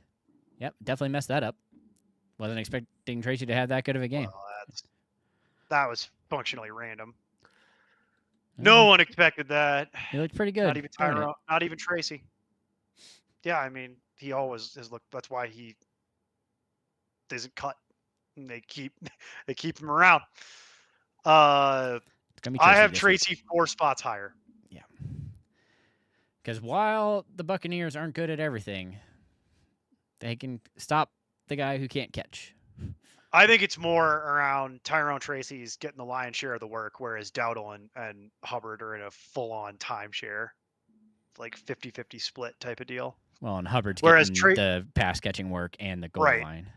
And Tracy, right. So Dowdle's not even getting the good end of it. And Tracy, by virtue of everyone else being hurt and or terrible, finds himself yet again for the second season in a row in a position to win you your league. Yeah. Wild that it's weird that it happened twice. That's all I'm saying. It's not anything other. It's just odd that it's happening again. Because this is exactly where we were last year. It's just kind of funny. Yeah. Daniel, we went on in the tirade already. We covered it. Yes. Largely the answer is yes, Daniel. Overall, yeah, probably. Overall, probably. You're going to have something that's more attractive than a top 15 wide receiver. If you'd like the full rationale, rewind the show by about 10 minutes, and then we went through all that. All right, then Glitchy. Do I drop Rodriguez and pick up Reed, Coker, or Shaheed? I would drop Rodriguez for any one of those in PPR. I'd pick if it's not PPR, then no. I would drop him for Coker if I absolutely needed something, and then I would drop him for Coker if I knew Coker was playing. Yeah. Do we know? Here's the good thing about Jalen Coker is that no one knows who that is, and more importantly, no one cares. So you can wait until the last minute to get Jalen Coker because, again, no one knows who that is. That's the big goal for this year is to try and get people to know who Jalen Coker is. So it's like no one knows what that is.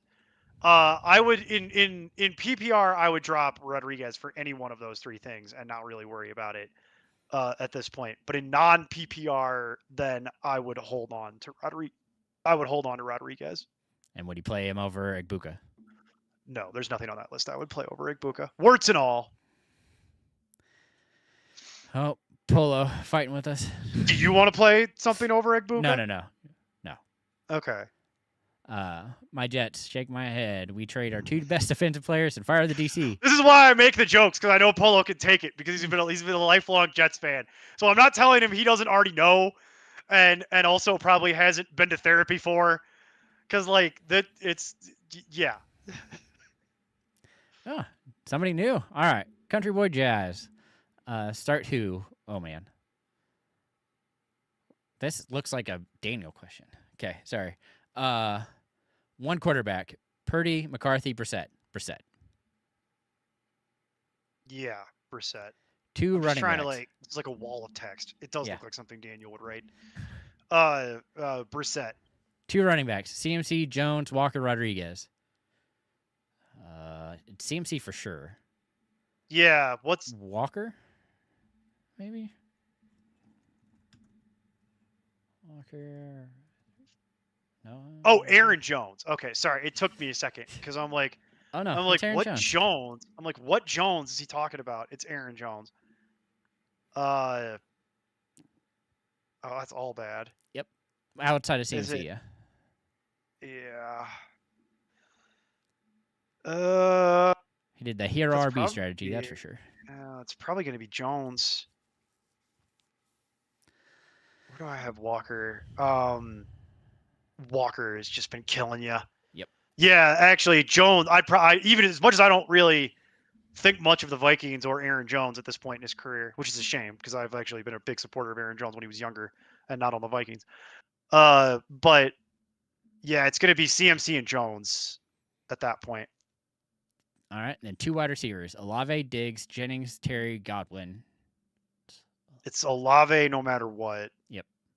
And then it's a conversation.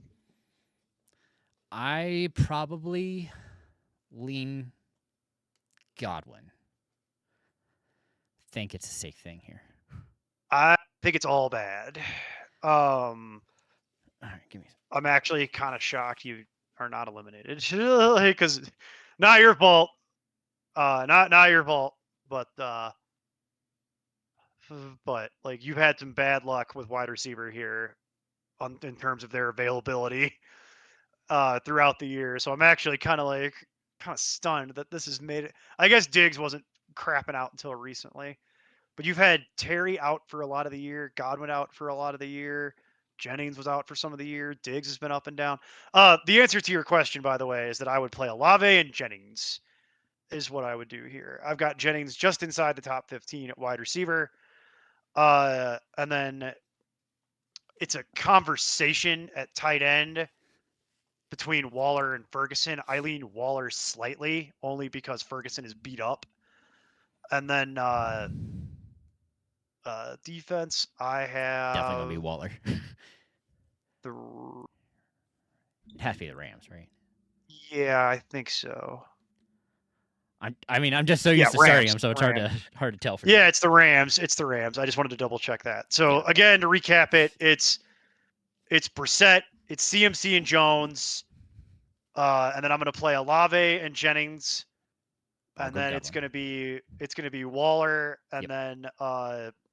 then the flex would be the flex at that point would probably be Diggs.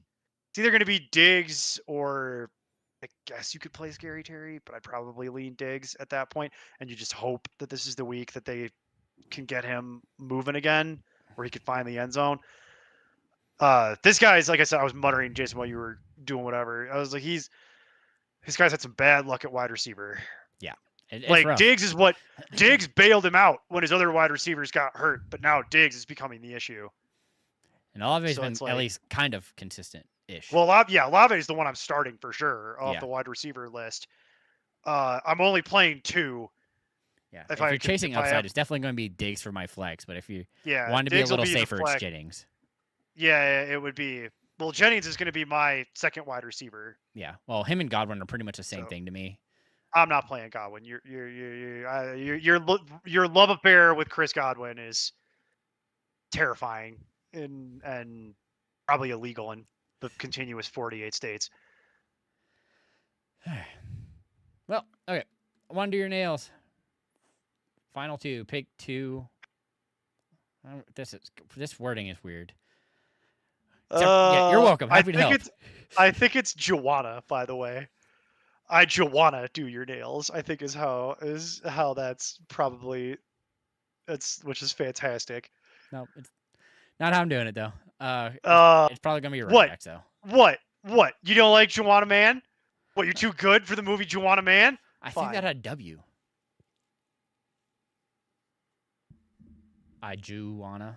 Pretty sure. I don't know. All right, but yeah, it's probably it's probably gonna be cooking at the end still.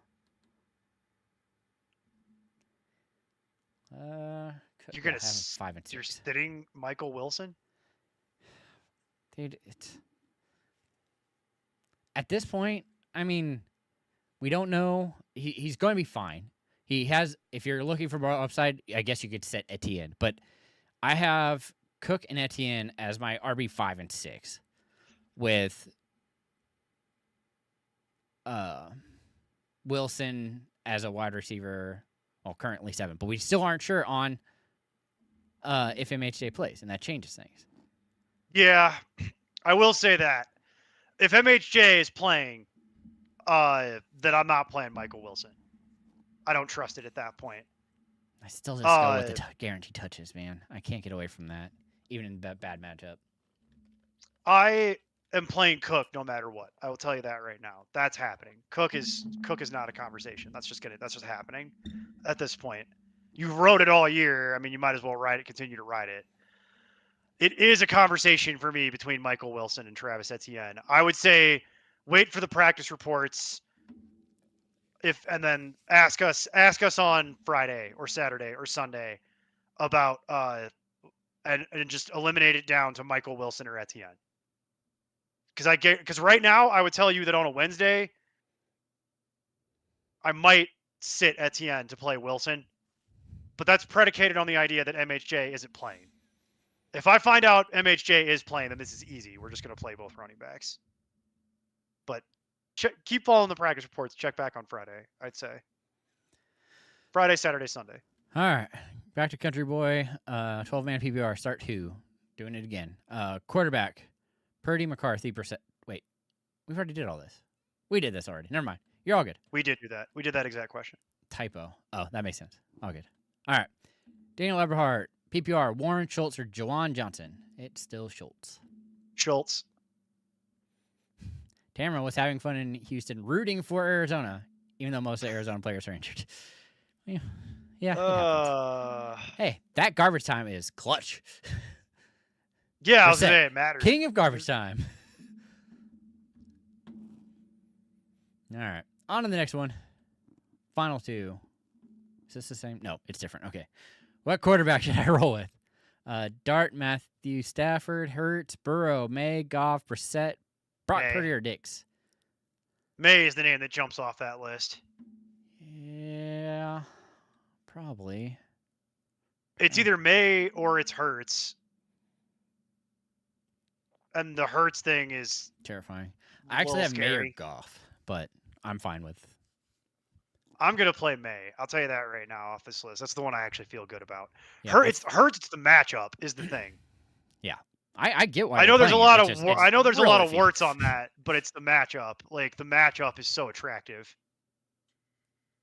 Yeah. I would probably go with May though, to be honest. Yeah, no. I still like Goff a little more because it's the Steelers. I'm not too worried about that. They've been throwing the ball quite a bit. I trust that. I have Jared Goff at 9. He's not even in consideration for me. Okay. Yeah.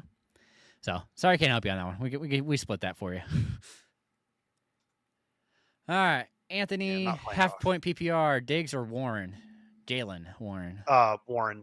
I would not play Diggs if I could avoid it at this point. Yeah, try to be as safe as you can. The half point is actually like not helping in this scenario too with Diggs. It's actually hurting Diggs considerably. Yeah, I concur.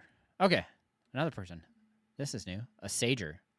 Hey guys, full PPR looking to start Fannin at flex. Are there top streamers you'd recommend instead, or do you like Fannin? Fannin's solid.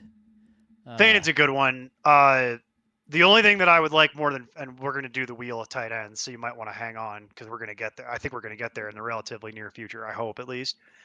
Yeah, we're catching up on questions. There's still quite a few, but we'll see. I'm going to make it a point that we're going to get. Jason, let me put it to you in a very different way. I'm going to make it a point that we're going to get to the wheel of tight end here rapidly, okay? So the answer to this, though, is it'd be Colby Parkinson would be my top streaming option over Fannin. Although it is very, very close between Parkinson and Fannin. So if you already have Fannin, you might just save yourself some trouble, you know? Yeah, might make it a little easier. So there's no streaming option that's better than either Colby Parkinson or Fannin. Those are the top two. Little sneak preview for the wheel. Maybe Coker. That's not a tight end. It didn't have to be. It's a flex. I'm okay. Well, I'm going through. I'm treating this as though he's talking. All of his things are tight ends. Like fair. so, it's like Okay. All right. Didn't we answer this? Daniel Everhart, Saints or KC? We said the Chiefs. we right? did. We did. But We it- said it's we fine said either way. it's the Chiefs. It's the Chiefs, but there's only a 2-spot difference between the two of them, and we don't know how the Chiefs are going to react to being eliminated. So if you wanted to play the Saints, I would not blame you. It's only a 2-spot spread. All right. Tamara, PPR redraft, Hawkinson or Darnell Washington? Oh, I don't even know how they've been scoring lately. Did Darnell play the last game? He did. Okay. He I know got he had cleared. a concussion He did before that, so he play. left early. Yeah, he did play the other day though. I'm gonna play Hawkinson.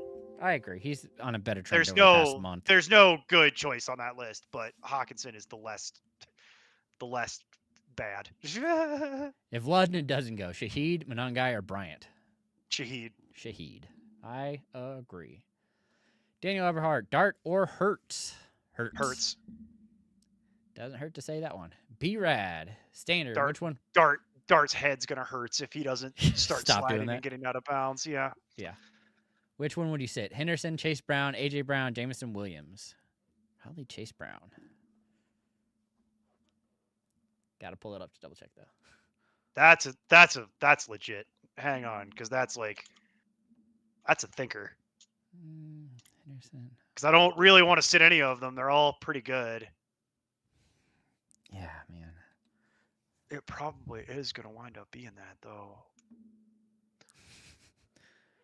That's how I have it, and surprisingly. And it's not even his fault. It's Samaje Perine. No, it's not. And I also have Chase Brown the lowest on that list, which is crazy because I've got him at 29 in the flex rankings. Most people are not dealing with this level of problem, okay? Like this, most people are not dealing with this where it's like, my team is so good, I don't know who to sit. Like, you've seen the rest of these questions where it's like, what miracle can I try and will into existence from Kyle Monangai? Like, should I play Michael Carter? I don't know. Like, there's a lot of that going on. And then this guy is like cruising by in his Rolls Royce, where my team is so good that I'm literally sitting Chase Brown. We get it. I would sit Chase Brown. I have him lowest, which is insane because he's in the top 30 in my flex rankings. And normally you're not sitting people in top 30 in flex rankings at all. It's not how that works. It's crazy. All right. This is a good one. Daniel Everhart, how do you think Estimate does? Worth a pickup? Depends on your team, but more than likely, he's probably set to get you what No all the and other no. running backs has been about. No and around no a is 10. my answer. What do I think Estime does? No. Is it worth a pickup? No. I've seen Audric Estime play football. If you like big guys that are slow, that can't avoid contact and just thump into people, then you'll love. If you like your dad's football, Audric Estime would look great in the shoulder pads from the 90s and early 2000s. The big shoulder pads. That's what Audric Estime is. He's. You remember Bilal Powell? He looks a lot like Bilal Powell, But which slower. is to say slow. Like slow and no wiggle, and he's a total throwback. He's not cut out for the modern NFL. He's a big boy. He's like less athletic Sean Tucker. That's kind of what that looks like. So I'm not a big fan of Audric Estime. Wasn't a big fan in college. Wasn't a fan in Denver. Not a fan now that he's on a much worse team. Not a fan. Like in order to pick up Audric Estime, we'd be talking about. This week I would rather play David Montgomery over Audric Estime. I'd rather play Ramondre Stevenson over Audric Estime. I'd rather play Zach Charbonnet over Audric Estime. I'd rather play Chuba Hubbard, Blake Corum, Kenny Gainwell, Kyle Monangai, Kenneth Walker. A bunch of crap, frankly, that has been crap over Audric Estime. The only way I'm going to play Audric Estime is if I am truly desperate and have nothing else going in my life. I would rather play Kareem Hunt over Audric Estime. Like, you would need to be.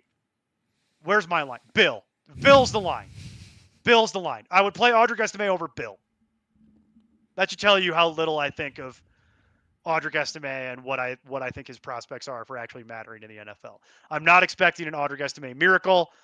Whatever you have is likely better than Estime. More likely. Like I said, if you're wanting about a 10, that's probably what you're going to get from him. I'm more just really tired of answering this question, so I figured I would just lay my thoughts out nice and flatly for people, so we could move through the Estime questions faster. All right. Harris fan, any news on Watson? Will he play? Yes. Looks like he's going to play. There is news. He's likely going to play. That's what they're telling us. For some reason, the Packers are crazy. Jaden Reed will.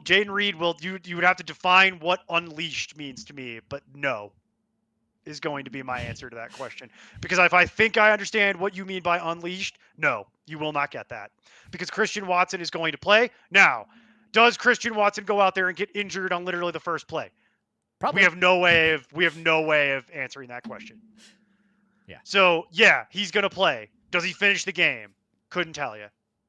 Not feeling particularly great about it, but I do. It is trending towards they're saying all the right things, and he is progressing in practice already early in the week in such a way that leads me to believe that he is going to suit up and play, especially because this game really matters for Green Bay.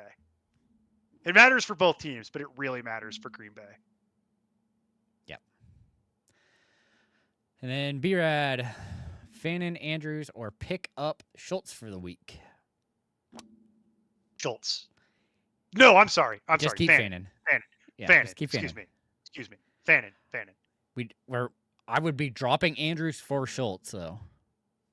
In any kind of PP. Well, it's standard. It's standard. So it's just who's most likely to score. And yeah, that would probably be Andrews. That does make a difference. But it is still Fannin for me, even in standard. I'm not worried about making roster adjustments necessarily at this point with that, but I'm going to play Fannin. Yep. Harris fan, either Vidal or Monongai droppable. Technically, they're both droppable. Yeah, it depends on for what, but I don't. Yeah. I don't know what you're. Well, I get no. Go put it back up. Put it back up. Yeah, I agree. You don't need either of them. So if there is something you do need, like a defense or a kicker or a quarterback, or for whatever reason, there's just something you need. Either one of those two is droppable. Here, I'll tell you. Tell you which one. I mean, of the two, I'm more willing to drop Monongai because you have Hampton, and so granted, I don't think anything happens to Hampton, but yeah, I'd rather just cut Monongai if I had to. They are both technically droppable. You don't necessarily need either of them, especially with 1 week in the season. Now, if you're playing in a dynasty league or a keeper league or something, then it does change my answer, but I'm assuming that that's a redraft league. In a redraft league, you do not need either of those. I would probably hang on to Vidal for the same reason Jason just said, which is that you have Hampton, so he matters a little more for you. Monongai becomes the odd man out. Yeah. All right. And throwback. Big Panda into house from Brian. Oh, we answered that already. Royce made it. I'll need to stream a mid-tier QB. Pick one. Baker, Trevor Lawrence, Shook, McCarthy, or Bryce Young. Lawrence, I believe, is going to be the answer here. I think you're correct. Yeah, I'm going to play Lawrence off this list. Don't love it. Man, I have him right next to Shook. But yeah, I'm just gonna play Lawrence though. Yeah. I feel pretty good about that one. Oh, now it's getting me glitchy. What's your Isaiah likely ranking? Hey, I was right. If they would have thrown him the ball, I'm gonna get one of those like 15 panel drug tests glitchy from like one of those like professional ones they give to like prisoners. It's gonna have like it's like the cup that has all the different little dipsticks around the side, and there's gonna be like 15 to 20 panel. It's gonna be like a 15 to 20 panel drug test. That's what it's gonna be. All right, back to Tamra. PPR Dynasty. Here we go. Hampton, Marks, or Harrison if he goes. It's going to be Harrison if he goes. That's an interesting one right there. Right, those are like good choices. But let's just do the quarterback one real quick. Let's just do the quarterback one. Let's just do the quarterback one real quick because it's faster. Donald Baker or Brock Purdy. Who do you like off that list? I think I'm going to go Purdy there. I am pretty sure it's Purdy as well. Yeah, I'm going to play Purdy on that one, Tamara. And then it is an interesting conversation between where do I have? Yeah, I have Purdy the highest. Okay. I actually have Purdy the top 12, so Yeah, I have Purdy in the top 5 this week because there's reasons for that I could go into if we becomes necessary to do so. But for the sake of time, I love Purdy this week. The other question, probably just going to play Marks. Penning I'll health. tell you this: Hampton is getting eliminated from this conversation. It's either Marks or Harrison if he's playing, and we won't know until Friday. If Harrison is going to play, I can tell you that would be the conversation. Yeah. It'd be MHJ and Marks is the conversation. So you know where we're at. Ask us on Friday. Ask us on Sunday, because we will know by then. Yeah, I do think Marks is by far the safest player, assuming he goes, because that matchup is... Marks is the one that's the most attractive. I have him at 33 in my flex rankings, despite the questionable tag. Yeah, he was about to just eat up last week, and sure enough... and then he got hurt, and then they're playing they're playing the Raiders. So yeah, that's what I mean. It's like you're playing the Raiders, like he should dominate the Raiders as long as he's able to go.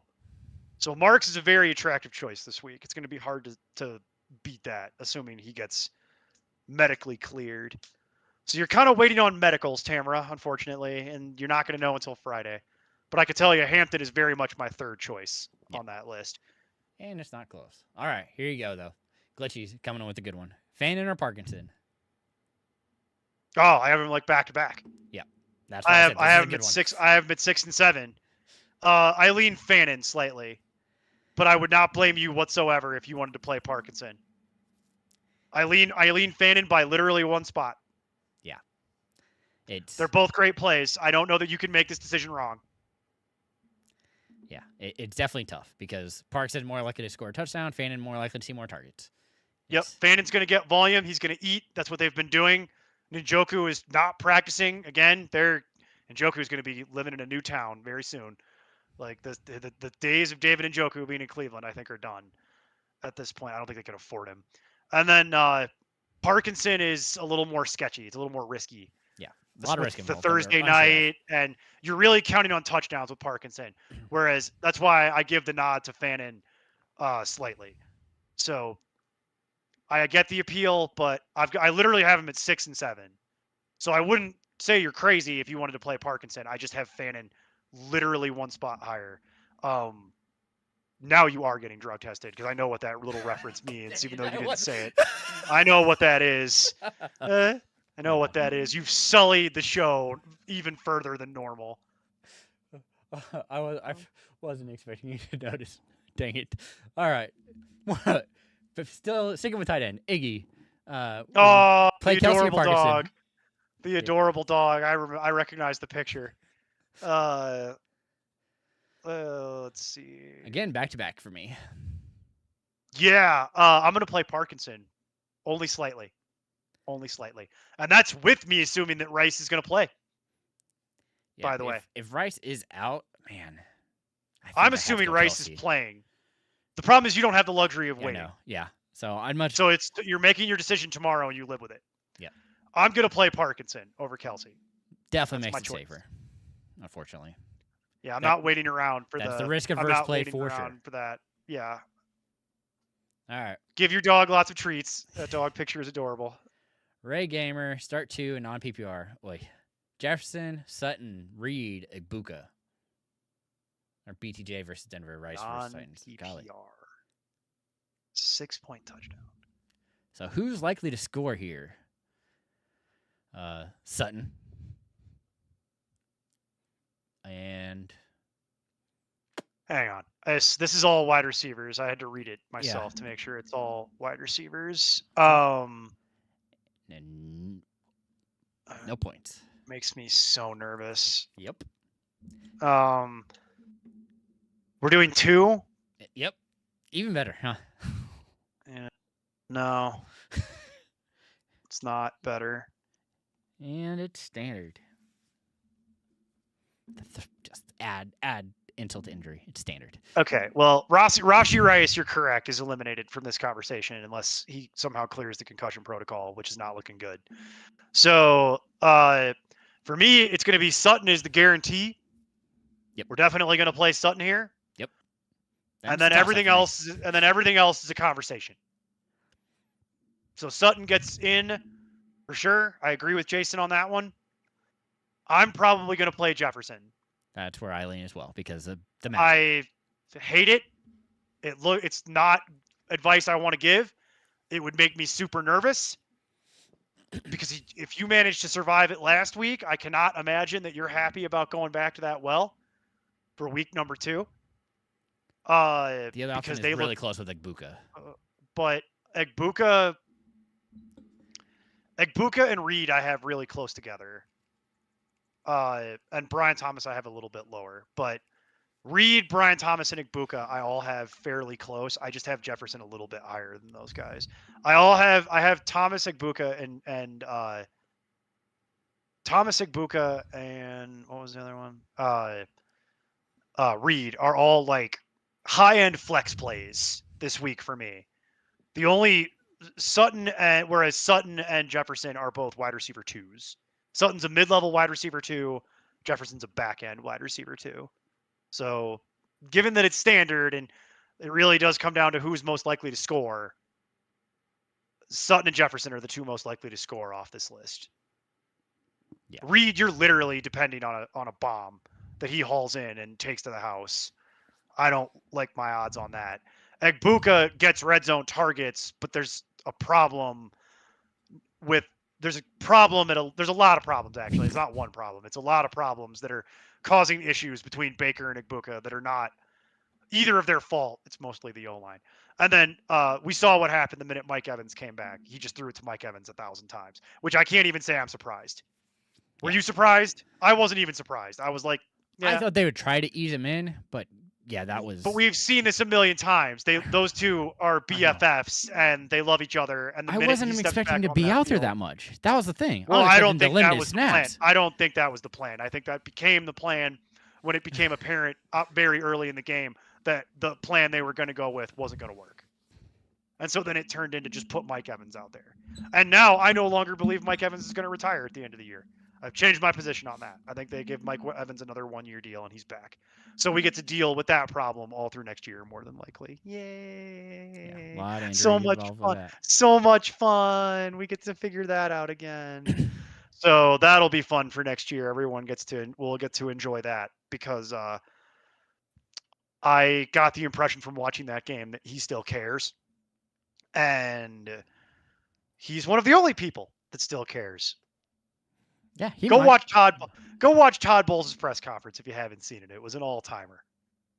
That was an all-time NFL coach. It's right up there with they are who we thought they were, and you play to win the game. Like, it's not as emotional as that, but holy crap, it was devastating. It was the NFL coach equivalent of when your parents tell you, "I'm not mad, I'm disappointed." That's what the Todd Bowles press conference was after that game. It was wild. The real question is, so he needs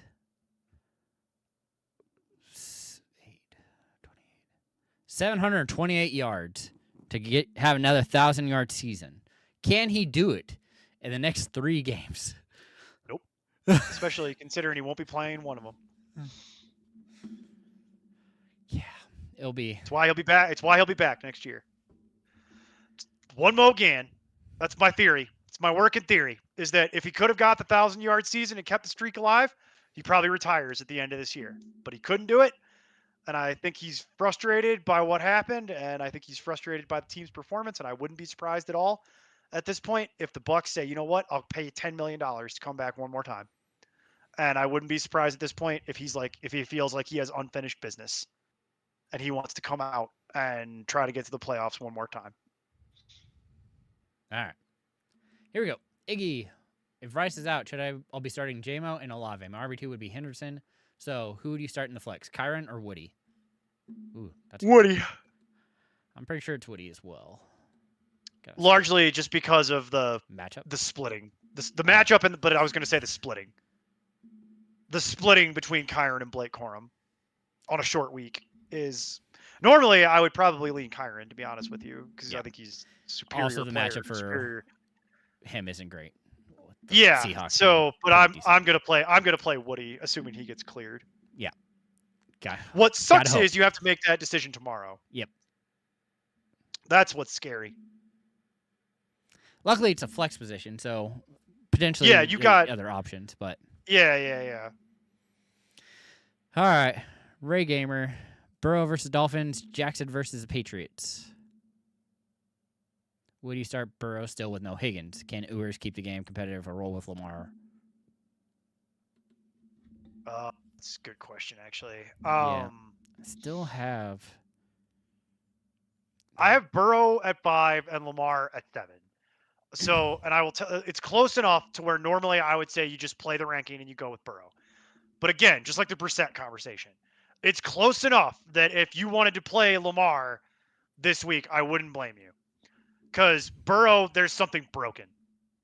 And I don't like that he's in the media having therapy sessions weekly and talking about how he's unhappy. And something is very wrong with that in the background. Something is clearly going on, and I don't know if it's personal or professional, but he is clearly distracted. So I would not blame anyone if they wanted to start Lamar against New England in a game that the Ravens absolutely have to win and will be very motivated to try because they need to win this to try and win the division. So it's close enough in my rankings that I wouldn't blame anyone if they were freaked out by what's going on with Burrow right now and we're like, you know what, let me just play Lamar.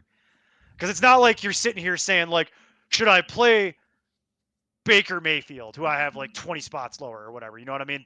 No, don't do that. But like, it's 2 spots.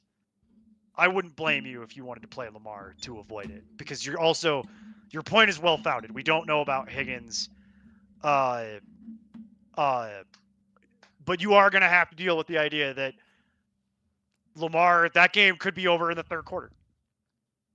They could literally be dealing with garbage time in the third quarter. So with Lamar, you're really going to need Lamar to score early. You don't want to be counting on Lamar late in that game because by then the Ravens could be up by 35. But I am very nervous about playing Burrow this week. I don't like the performance on the field, and I don't like the therapy sessions that are happening openly in the media 2 weeks in a row. That is not professional. It is not how you do things in the NFL. If you got a problem, you deal with that behind closed doors. You don't take it out in the media and talk about how unhappy you are. Yep. You know, all right. On camera. Good. PPR Dynasty, 2-point tight end premium. Starting with quarterbacks, though. Stroud, Purdy, or May? May. Just going to be May. Going to be May. In flex, likely Mooney, Shaheed, or Gesicki. You get my old joke, my old in sync reference? Well, hey, you're over here doing 6-7, okay? So I'm really not gonna. You said it. Anymore. I just did it subtly. Yeah. No. You've run. You. It was on the camera. You brought it up. You ruined it. It's your fault. Anything I do from this point on is carte blanche. I'm allowed to swear. I'm allowed to say whatever I want. Because you went there. So. It's Shaheed. It's all your fault. It is Shaheed, by the way. Because I don't. I don't like that I have to keep recommending Shaheed to Tamara this week. But I know it's terrifying. It keeps coming up, and it's like I get it because it's Dynasty. But I'm in the same boat, Tamara. I'm in the literal same boat as you. If T Higgins doesn't clear the stupid concussion protocol, I'll probably play Shaheed in a bunch of leagues. Like, it's the way it is. I'm just happy to be here in the playoffs at this point. Yeah. All right. I can't believe I managed to make it through the game last week. Yeah. Candidly, I probably should have lost. I'll wonder your nails. Pitts, Warren, Fannin, or Waller? Kind of. Think it's going to be dependent on if Fannin plays, but Fannin. Yeah. I'm just going to make it simple. Like it's. Play I really think Fannin. it's. I think I have Pitts higher. If I do have Pitts higher. I do have Pitts higher, but that's okay. I'll tell you what. Here, you want the real answer? I'll give you the real answer. We'll do it the long way. It's Pitts right now, but I can't answer this question until Friday. So the answer today, as we sit here right now, is Pitts. But here's the problem. I think London probably does get cleared. And you want to know why I think that, Jason? Because I'm playing against Drake London in a playoff game. And he already got me eliminated in a different playoff game because he's not playing. So that's the way my life works. London will screw me. get me eliminated, and then I will automatically then have to play him the next week, where he will put up a 30 and eliminate me in a different league, because that is my life, and that is how my life has worked since I was a small boy. So we're not even talking about like things that I like think are going to happen. We're talking about like recurring themes in my life. So like that's how that's probably going to go. But you can't really say that to people because they think you're crazy. But the ship has sailed on that on this show for me years ago. So there's the full brain dump for you. Is I think London probably does get cleared. If and when that does happen, we'll know on Friday or Saturday. I will immediately lower Pitts to under Fannin. That is how that will work, which is why I'm saying the short answer is Fannin. Fair. That was a very long way to go to get to that, but there you go. Like, yep. All right, concur. Chris Morega, half PPR, tight end, and flex. So needing 2. Diggs, Pitts, Goddard, Parkinson. Golly, this is scary. I mean, probably have to go Pitts and Goddard. Pitts and Goddard. It's real close to Parkinson, but again, it is. I don't want to. Not that I really want to trust Goddard either, but I know what Goddard is. So, Tamara, I have more Shaheed across my teams than I thought, and yes, I survived playing Higgins round 1, thankfully because of Knicks, Collins, and Lamb. Yeah, okay, That'll help. I lived through it because of the Bears' defense and DeAndre Swift scoring multiple touchdowns and That'll help. Weird crap like that. Kyron Williams scoring 1 million touchdowns. Things like that. Chip Douglas, 1 wide receiver in a flex. McMillan, Pearsall, Myers, Shakir, Marks, Tracy, Hampton. Love the cable guy. I was going to say, is this picture Jim Carrey from the Cable Guy? Because that's really what it looks like. It's just small. It's going to be Myers and Marks. It'll be Myers and Marks. The only question is whether or not McMillan gets cleared to play. Then it's a conversation. I think if he does get cleared, I'm probably going to play Tet over Myers, and then I'll still play Marks. Probably. You do have some good fallback positions. I'll give you that much because you got Tracy. Yeah. If Marks doesn't go, then you play Tracy. So it's like if McMillan gets ruled out, you're fine. If Marks gets ruled out, you're still fine. So you're actually in a pretty decent situation here. Yeah. Because you've got ready-made backups on your team in Myers and Marks. So that's good. All right. Beatles Man 4497. Pick 3. Genty, Waddle, Shakir, Carter, Schultz, Coker. Set everywhere else. Oh, nice. Gibbs, Henderson, Nico, and Hurts all starting. So, picking 3. This is ugly. It's going to be Genty and Waddle. As much as it's not great. Like, you don't like it. But I'm not trusting Shakir because it's too up and down. And then I just wasn't sure if you were going to go Waddle, Schultz, Coker as compared to Genty. Man, Coker needs to get cleared. Yeah. So like that's the problem. Figure that out. Coker doesn't get cleared. You play Genty. He hasn't been cleared yet. I'm going to play Genty, Waddle, and Carter more than likely. So I'm going to do it. Oh, over Schultz. For now. Okay. Yeah, I'm not playing tight ends and flexes unless I absolutely positively have to. You know my rule on that. That's a break glass in case of emergency situation, and we're not there yet. It's going to be Waddle, Shakir, and Carter, but I reserve the right to change this lineup until Saturday because you, sir, are waiting on a number of injury reports. Because if Coker gets cleared, then we need to have a conversation about the possibility of playing Coker. Yeah. All right.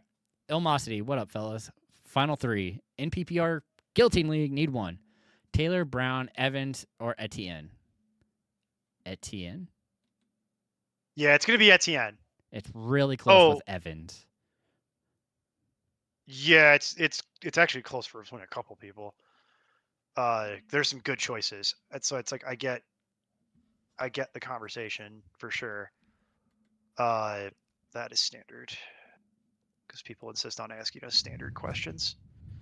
Get them in, because it's 50 cents a question next year. That's my way of getting people to change their league settings. Is we're just going to start charging for standard questions individually, because no one should be playing standard anymore. Standard needs to be removed from all websites. because it is not standard anymore. PPR needs to be rebranded to standard, and standard needs to be rebranded to something vaguely insulting like caveman or like knuckle dragging or something like that. Like, anyway, that's my editorial for the off season that I'll write up. I'm gonna go with Etienne on that list. It's very close. Yeah, it's all close, but he's the safest thing. All right. Harris fan, pick 3, half PPR. Bijan, Irving, Brown, Marks, Hampton, Vidal, Algier. Just some good choices. You're playing Bijan.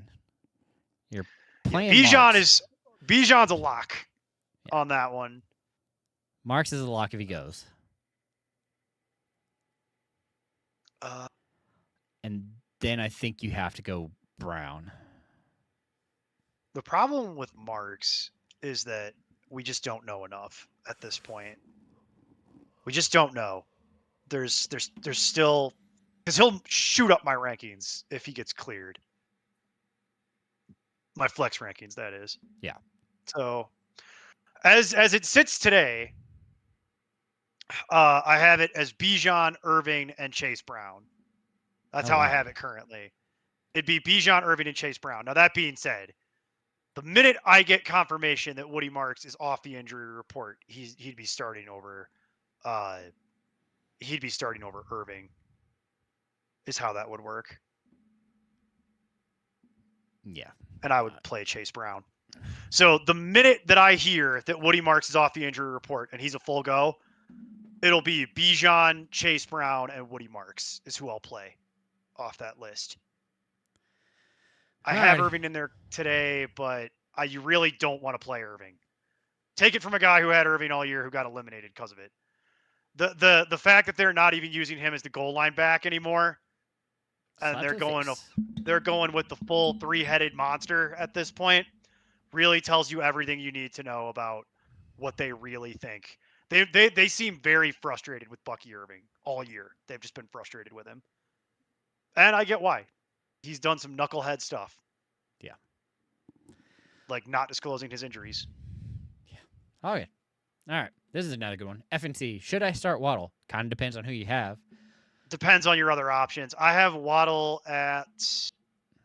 What did I land on yesterday? 13 is what I landed on. And that largely has to do with Cincinnati and their terrible, terrible, terrible secondary. But that ranking is the literal definition of playing with fire. Yeah, I have him at 18. So I'm a little more hesitant just because, again, while it is a good matchup, I don't know with the quarterback change how much I'm willing to trust him. I would need to know what your other options are to answer that question in any more granularity than what I just gave you. Yep, makes it a little tough. All right. The Loom. Pick one. Full PPR. Watson, Reed, or Genty. Watson plays. You're playing. Watson. You cannot sit in Watson unless if he's actually getting cleared. And then Parkinson is my other choice. All right. And Daniel Eberhardt. Thanks, guys. 3 of 4 leagues still in. Nice. Oh, nice. That's okay. We're hopefully going to do start sits of the week here in a second, and then we're going to move on. Merry Christmas. Speaking Happy of which, holidays. before Daniel leaves, next week's show, the final show of the year, is on Tuesday. Tuesday. Not Wednesday. Tuesday, the 23rd. Same time, Tuesday, the 23rd. We're going to post something Tuesday. So there is not going to be a Wednesday show. It is Christmas Eve, and I'm sorry, but Jason and I have familial obligations that we have to go deal with. So it is not feasible for us to do a Christmas Eve show this year. So we are still going to do a show because we want to make sure everybody gets the info they need, but we are moving it up a day. So adjust your schedule accordingly. Yeah. Or check out check out the replay. Which will be get us on the Discord too. That's the other option. That too. All right. Brent Johnson. I'm guessing it's just one. Igbuka, Reed, McMillan, or Devontae Smith. McMillan if he plays. Yep. It would be McMillan if he plays, and then it's going to be second choice is Igbuka. Smith. You could play Smith, I guess. If that's let me see where I have Smith. Hang on. I lied. It would be Smith. I get point. It would be. Yeah, it would be McMillan 1, Smith 2, Egbuka 3, Reed 4. Yep. All right. Brissett, Goff, or Lamar? Brissett. No, Lamar. Excuse me. I have Lamar one spot higher than Brissett. Yeah, that's true. If you wanted to play have him Brissett, back-to-back, I have him back to back. I actually have all three of these back to back: Lamar, Brissett, Goff. So that's my order for you. 7, don't 8, think you 9. go wrong. I think I would probably stay away from Goff if I could avoid it, but Jason and I will not agree on that today. I can tell. Not wrong. All right, then picking a D: Chiefs, Vikings, 49ers, or Bengals? Chiefs, I believe, is the answer, despite the fact that it's a little risky. What the? Yeah, Chiefs, it's even Chiefs. though it's kind of risky. Just a smidge. Next would be Vikings for me. All right, then hang 20. Who would you start? Need one tight end and a flex.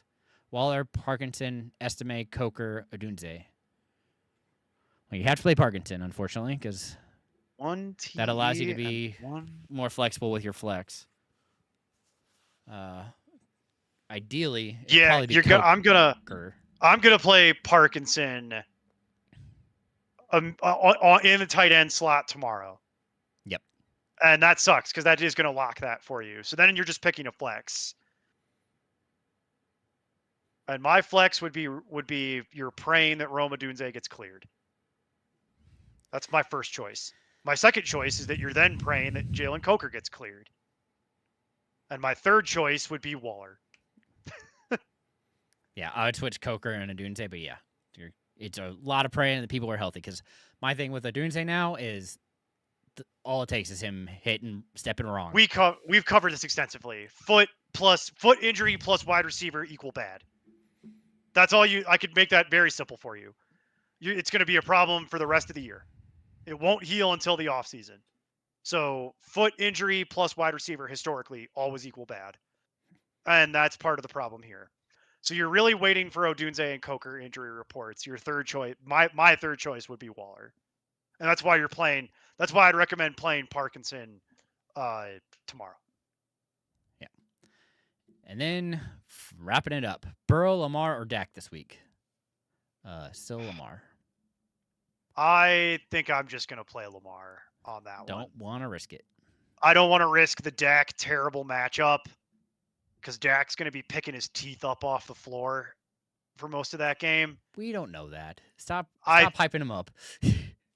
There's a very strong possibility that Dak is going to be picking his teeth up off the floor. Like, you have less confidence in your own team than I do in this regard. I just think so little of the Dallas offensive line that, like, I'm expecting the Chargers to be pressuring Dak all day. And so it's like, Burrow, there's a lot of issues. Dak, I don't trust his O-line in this game. And Lamar easily has the best matchup. You're just hoping that they can get that questionable tag off him, which they probably will. He's been questionable for weeks. So, yeah. And he still goes out and plays. All right. Then thank you so much. You're welcome, Beatles man. Should I roll with Hurts over May? Yeah, your opponent's starting thing isn't relevant. Just so you know, I'm gonna go May. I think is what I'm gonna do. More upside for May. It's not so much the upside for me; it's more the lack of hideous downside. With May, it's like the worst case scenario is you get a 20. Best case scenario is you get a 35. With Hurts, the best case scenario is you get a 30, and the worst case scenario is you get a 3. I'm gonna go that low, but okay. 6. Okay, maybe. All right, damage. 6 for the 6 turnovers that he'll commit. Or damn XG. No, I don't know. I'm going to say damage because I'm assuming that's what it is. But I'm going to say Henderson, Dowdle, DMX. or Etienne? Etienne. I concur. It's still Etienne. K-Space. Kevin Spacey's in here? Sorry. No. One wide receiver, one flex. He's really not. And if he is, he's banned. One wide receiver, one flex. Jones, Godwin, Dobbs, Reed, Booty, Shakir. Woof. Godwin off that list, I think, is what I'm going to reluctantly pick. Yeah, it's going to be Godwin and Godwin's the wide receiver, yeah. reluctantly. I think I go Jones. I'm a little there. nervous about that. And then I think I also go Jones just because I literally could not tell you what The rest of those are Dobbs gonna and do. Reed is going to do. Yeah, like the rest of those have obvious volume issues. So whereas Jones and Godwin, I know what I'm going to get to within a certain tolerance. All right. I speak fantasy. So do we. All right. Lamar, I Joe speak Cool, or gibberish. young Tyler. Lamar. Yeah, we agree. It is Lamar. We appreciate you smashing the like button. That's nice. Thank you. Ilmosity. Need to. Tet, Jawan, Olave, or Quinchon Judkins. Oh, good one. Okay, that's like a good one. I think it's gonna be Olave, Tet if he That's- goes, and then Jennings. Not messing with the Quinchon game. As much as I want to,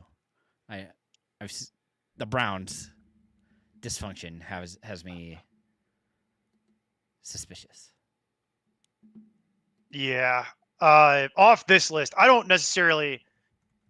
I would play Judkins, but not off this list. He gets eliminated just by virtue of you have better options. I would play, as it is right now, I would play Olave and Jennings. But if Tet is going to play, we're going to have a conversation about that. Because it's very close between Juwan Jennings and Tet. It's very close. And right now, what's keeping Tet under Olave is the injury concerns. So as we sit here on a Wednesday, if I had to make this decision today, I would play Jennings and Olave. Yeah. But we need to see injury reports for Tet McMillan for the rest of the week. You can eliminate Judkins. So I can at least eliminate one variable for you. Yeah. All right. K-Space, have D. Smith as my wide receiver 1. Should I change that? Based on your other options? No. No, I think that's fine. Tamara, glad you got the note. It's Tuesday next week. Tuesday. All right. And then Ilmosity, lost Mahomes, need a QB. JJ, Caleb, Stroud, or Young. It's going to be Stroud, but I don't like it. Yeah, that's so risky. Oh, all the other options are worse. So much risk. All the other options are worse. It'd be tempting to say Caleb, but I don't trust that as far as I could throw it. Like, that's not the game I want to. I've seen the Bears lose this game my whole life. I'm anticipating them losing it again this weekend because that's what they do. Stroud is it's all bad, but Stroud's the one I have rated the highest, and that's what I would go with against the Raiders. Stroud. Well, I guess he's not on it. Never mind. Yeah, it's Stroud. I was going to say Shuck would be the one that I'd have next, but he's not even on the list. So, all right. Tanner, 1 quarterback, 1 wide receiver, 1 running back. PPR. So, starting with quarterback, Goff, Purdy, Brissett. Purdy. I've got Purdy at 4. There'll be some Purdy this week. Oh, okay. Yeah, sorry. I just assumed he was behind him because he's been behind him most of the year. Yeah, no. Colts defense is doo-doo and right now, and their offense is being quarterbacked by Phillip Rivers. So could be worse, I guess. But yeah, no, I want Purdy this week. All right, wide receiver Evans, Sutton, Pickens. Evans. That's Evans, yeah, just based on volume. And then a running back, Bucky, Harvey, or Pollard. That's an interesting one. I think Harvey's gonna play, so I think it's gonna be Harvey's gonna play. It's just a question of whether or not he gets benched again. Yeah, I still have him higher than the other by a significant amount.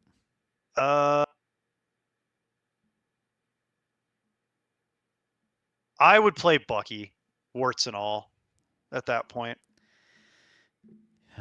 Braver than me. All right. And it's not about bravery. It's about RJ Harvey commits one mistake and then he's done for the rest of the day, and Tony Pollard is 100.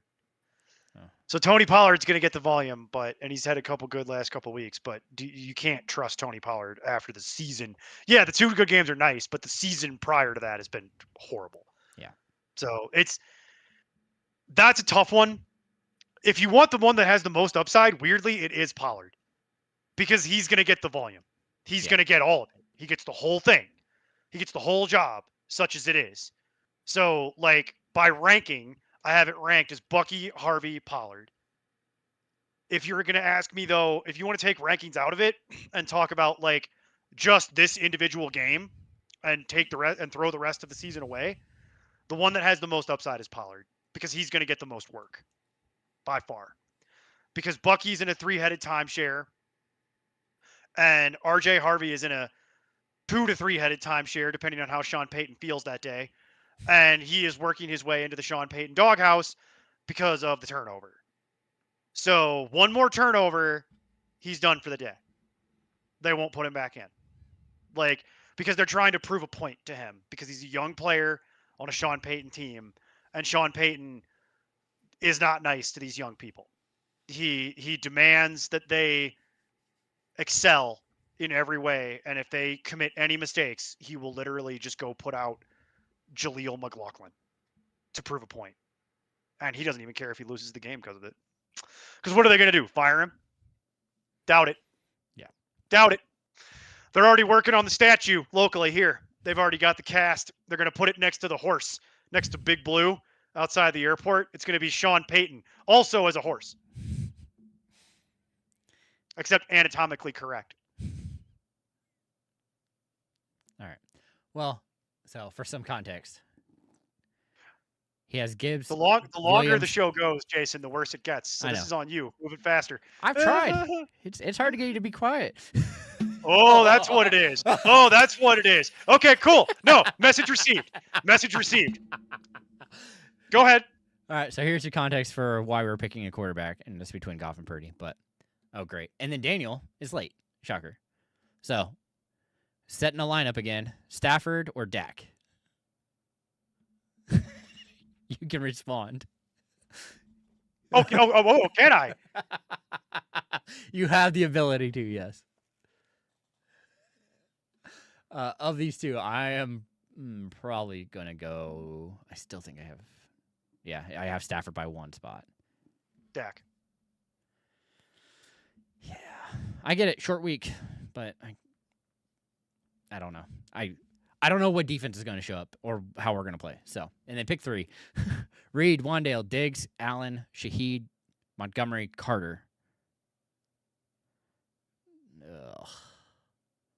Robinson, yes. Wandale, Carter, Diggs. As much as it. That's great. Sorry, Daniel. That one's tough. But we agree on those 3. Okay. And then 1 tight end, 3 flexes, 1 super flex. Oh my gosh. Well, you only have 1 quarterback in there, so do you play Mariota? Versus the Eagles? No, probably not. All right.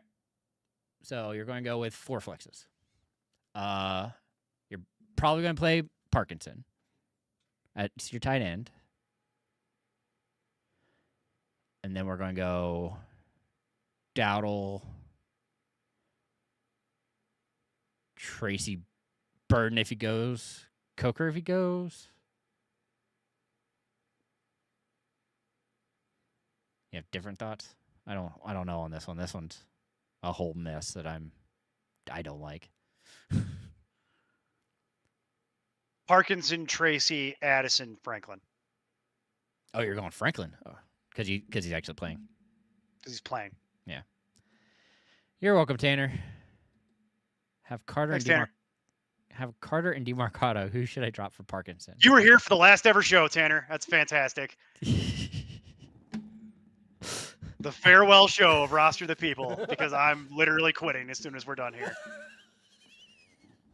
But you're laughing. I'm not kidding. He provides all the content. What are you talking about? Have Carter and DeMarcado. Who should I drop for Parkinson? Probably DeMarcado. Coming off injury. DeMarcado. Not close. All right. Finally. That's all of them. We made it through it. We did it. Somehow. Golly, that's ugly. All right. Who do you have? Quarterback start of the week. Because this is another. When we talk about garbage, we are at the point that you don't want to play anything. Yeah, there's no good starters this week.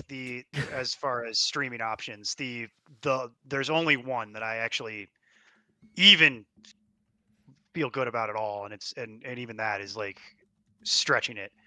And it's Jordan Love. So Jordan Love against Chicago, that's where we've arrived. It's very, very ugly here. But he pulled down a 20 against Chicago 2 weeks ago, and them losing Micah Parsons, I think, actually forces the offense to have to do a little more because their defense shouldn't be able to contain as easily. So it's playing with fire, but that's how bad your options are at streaming this week. This is not the week to be trying to stream somebody. Yeah. All the streaming people have very bad matchups. Knicks does not have a good matchup. Dart, no. Lawrence, no. Williams has a pretty good matchup, but the historical baggage on that is really poor. Baker's broken. Chuck is interesting, I guess, but like, I'm guessing that's what you picked. So Yeah, it's gonna be Shuck, just because of the matchup, and he's been pretty solid. I am a little more hesitant without Neal, but it's brutal. I really don't want to trust anything here because it's all just bad, unfortunately. I could potentially say Knicks because he will have to throw, but even then, it's no. Quarterback sit of the week. I think we're going to have the same one. is Dak. Yep, it's Dak. Terrifying. Not messing with it. Chargers have actually been surprisingly good against quarterbacks. We'll see if that still holds up because a lot of options. But yeah, don't want to do it. I'm going to guess we probably have the same running back start of the week, but we'll see. Was yours Audric Estime? Because you've talked No. about it enough. Nope. Mine's been what it's been for a while now. It's going to be Kenneth Gainwell versus the Lions. Don't care. Oh, Dude has continued to get it done every week. For the past month, he's just been out there catching passes and succeeding. And it's really worked to the benefit of the offense because he's what gets it to go. Okay. And for me, it will be Michael Carter. Literally by virtue of lack of other options. Yeah. That's what that is. But if you need a streaming option at running back, by far the number one thing on the waiver wire that you could probably pick up would be Michael Carter. And it's looking like he's going to get 75% of that running back job this week is what I would be anticipating. With Bam Knight getting put on IR, Trey Benson not getting cleared to return this season, it's literally Michael Carter and Amari DiMercato. And they have gone out of their way to not play Amari DiMercato. So it's like Michael Carter is probably going to get a good amount of work this week. The only question that you have is, can he actually get through the game? Dude, trusting an Arizona running back to get through games. Risky. That's what I mean. Can he actually get through the game? But if you're looking for running back streaming options, there really aren't many. It's pretty much is Kenny Gainwell and Michael Carter. And Gainwell probably doesn't even qualify anymore. Yeah, I'd be surprised if he's still available. He's right on the cut line according to Fantasy Pros of even qualifying. Yeah. So it's like there's not a lot of good running back streaming options this week at all. And we didn't even talk about the sit yet, which is going to be interesting because you got so many choices at sit at running back this week. Man, Yeah, this is unfortunately the one I'm going to go with though is Breece Hall versus Saints. Okay, that was one of the ones on my list. So, a lot of splits. It's been very awkward. They haven't been using him. This whole offense is just a mess. What's the point of using him? Is my question. Yeah. What's the point? You might as well see what you have at this point in the backup. Breece Hall, he wants to play for contract incentives. Cool. I'm sure they'll let him play a little. But we're getting to that time of the year where they are going to be nervous about just letting him do whatever because they need him for next year. So it's why are we I know you want to play Breece for contract incentives, but we need you healthy for next year. And what we also need to see is, can Isaiah Davis be our primary backup moving forward? So I'm right there with you on that one. Breece Hall is way lower in my rankings than normal. Yeah. He's down in the 20s, where normally like he would not be in the 20s, especially playing the Saints. Yeah. He'd be like a top 10. He'd be a top 10 play under normal circumstances, but I'm not convinced that they're going to let him do his normal job. And then mine, I have a couple. Kyren Williams is a very tempting 50-50 split, short week. Don't love it, but I doubt you have better options, so that advice is only helpful to a point. The other, but I cannot stress enough that that's a terrible matchup on a short week, and I do not feel good about that. Bucky Irving, now in a 3-headed monster, somehow is number 9. RB9 in the ECR. That's just flatly wrong. That is just incorrect at every level. Yeah. And Terrifying. I had one more, which hang on, I noticed it actually like right before we started, because I didn't think he would be rated as high as he was. Bear with me for 1 second. It was It's not Javonte, is it? Because that'd be one that I'm. No. It's not that. Oh, it was RJ Harvey, because they had him at 19, and it's like, nope, not after last week. He fumbled once, and then he lost a tremendous amount of time. So you have your cup runneth over as far as sits. Breece Hall, Kyren Williams, RJ Harvey. Derrick Henry has a terrible matchup. Like and that's not even like because New England is like that good at stopping the run. It's because New England's secondary is so vulnerable. So it's like there's a lot more bad running back matchups this week than there are good running back matchups this week. Yeah. And some of the good running back matchups are hard to trust, like Keyshawn Judkins against Buffalo, which is like the best matchup you could have. And it's like the X-Files. I want to believe, but it's too risky. Very risky. You would think that even with like Samson being questionable and not playing last week, that it would have been fine. It wasn't fine. It very much wasn't fine. That team is fundamentally broken. Yeah, they need this season to end so they can go figure out who they want to be when they grow up. Yeah, it's his worst week so far, pretty much. Last week, 4.7. Yeah, it was terrible. Yeah. All right, who's your wide receiver start of the week? Because this is a hard one too. Yeah, this is a hard one. Because a lot of the people that you would want to pick have problems now. Like Keenan Allen would be really attractive in that matchup, but now he's questionable and 100. Jalen Coker would be really attractive against Tampa, but now he's dealing with issues. Luther Burden. Luther Burden would be interesting. So what I actually am going to go with, though, is a little sketchy. It's a little sketchy, but it's going to be Troy Franklin. And it's like the definition of playing with fire, because we still don't know if Pat Bryant's going to get cleared. It's looking better this week than it did last week, but Franklin is the one that has the most upside. He could literally get you like double digit, like a 20, like he did last week. The problem is that his floor is literally a 4. So that's the problem, is that you are really playing with fire here. But as Jason pointed out, there are not many good options. Honorable mention, weirdly, is Rashid Shaheed, who quietly is coming off multiple productive weeks in a row after doing nothing for weeks and then getting to Seattle in week 10 and doing nothing for 4 weeks. He's coming off a 17 and a 12 in PPR. So honorable mention is Rashid Shaheed. If I was desperate, I would, and we went through this throughout the show for those who were paying attention. Shaheed kept coming up, and Shaheed and Franklin are the two that I have that are like, okay, like if I'm desperate, I'm willing to go here this week. Yeah.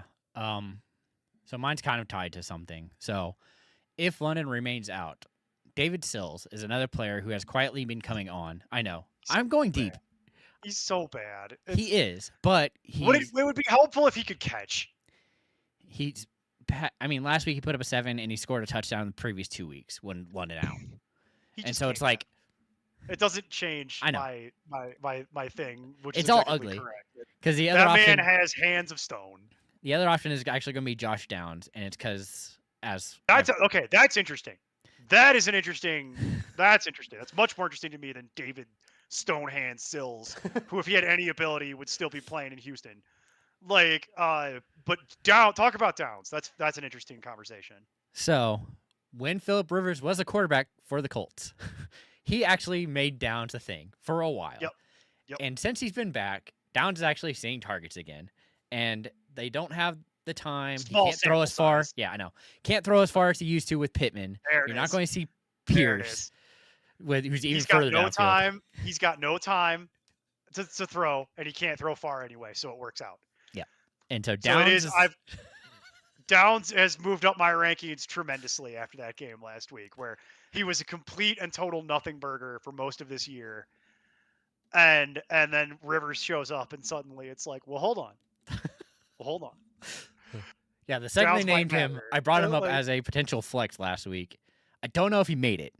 I kind of doubt that he made it because he put up. He was close. He was close. He had a 10 in PPR. He was wide receiver 39. Oh, He was Is it right 20? there. It's a flex. That's still a flex, right? It is a flex. It's Okay. He's right. Well, 24. Yeah, it'd be barely. Okay. Barely. Back end of flex is what that would be. Yeah. So I pulled the name out because, again, I remembered that from last year. He was one of the few things that Rivers really liked was Downs and made him a thing for a while. I thought it would go to Warren, which it kind of, you saw some usage from Warren. I was hoping for it to be a higher target share, and that just didn't quite happen. But even then, Warren had a couple that got pulled away from him, and that's kind of what they were focusing on, I guess. But in any case, Downs is the other one, because I do think the opportunity will be there if you are looking for somebody who is likely widely available and you need to pick up and play something. I could say with some confidence, he should get you a 10. Which, compared to the rest of this, yikes, that's something. Yeah. Which is funny, because guess what? My wide receiver sit of the week, Michael Pittman versus 49ers. Yeah. Okay. Sure. And mine is all Washington players, all Washington wide receivers, all of them. Probably a pretty good bet. I was going to pick one, and then I was like, no, it's just Let's do it all of them. All Washington wide receivers are benchable, and in fact are almost droppable. Almost, not quite, but we're getting to that point where we know it's gonna be Mariota the rest of the way. We've seen what that movie is.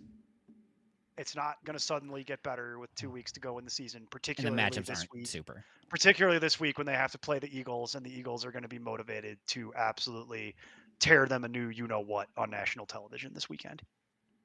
So Yeah, they want not expecting anything good to happen to Washington between now and the offseason. Just pain. Yeah. All right. Let's get these out of the way, and then we can do tight end. Daniel setting his lineup again. 2 running backs. Genty, Kyron, Dowdle, Marks. It's Marks and Williams still, right? There's Marks. I have Marks and Williams back-to-back. So those are the 2 that I would be rolling out.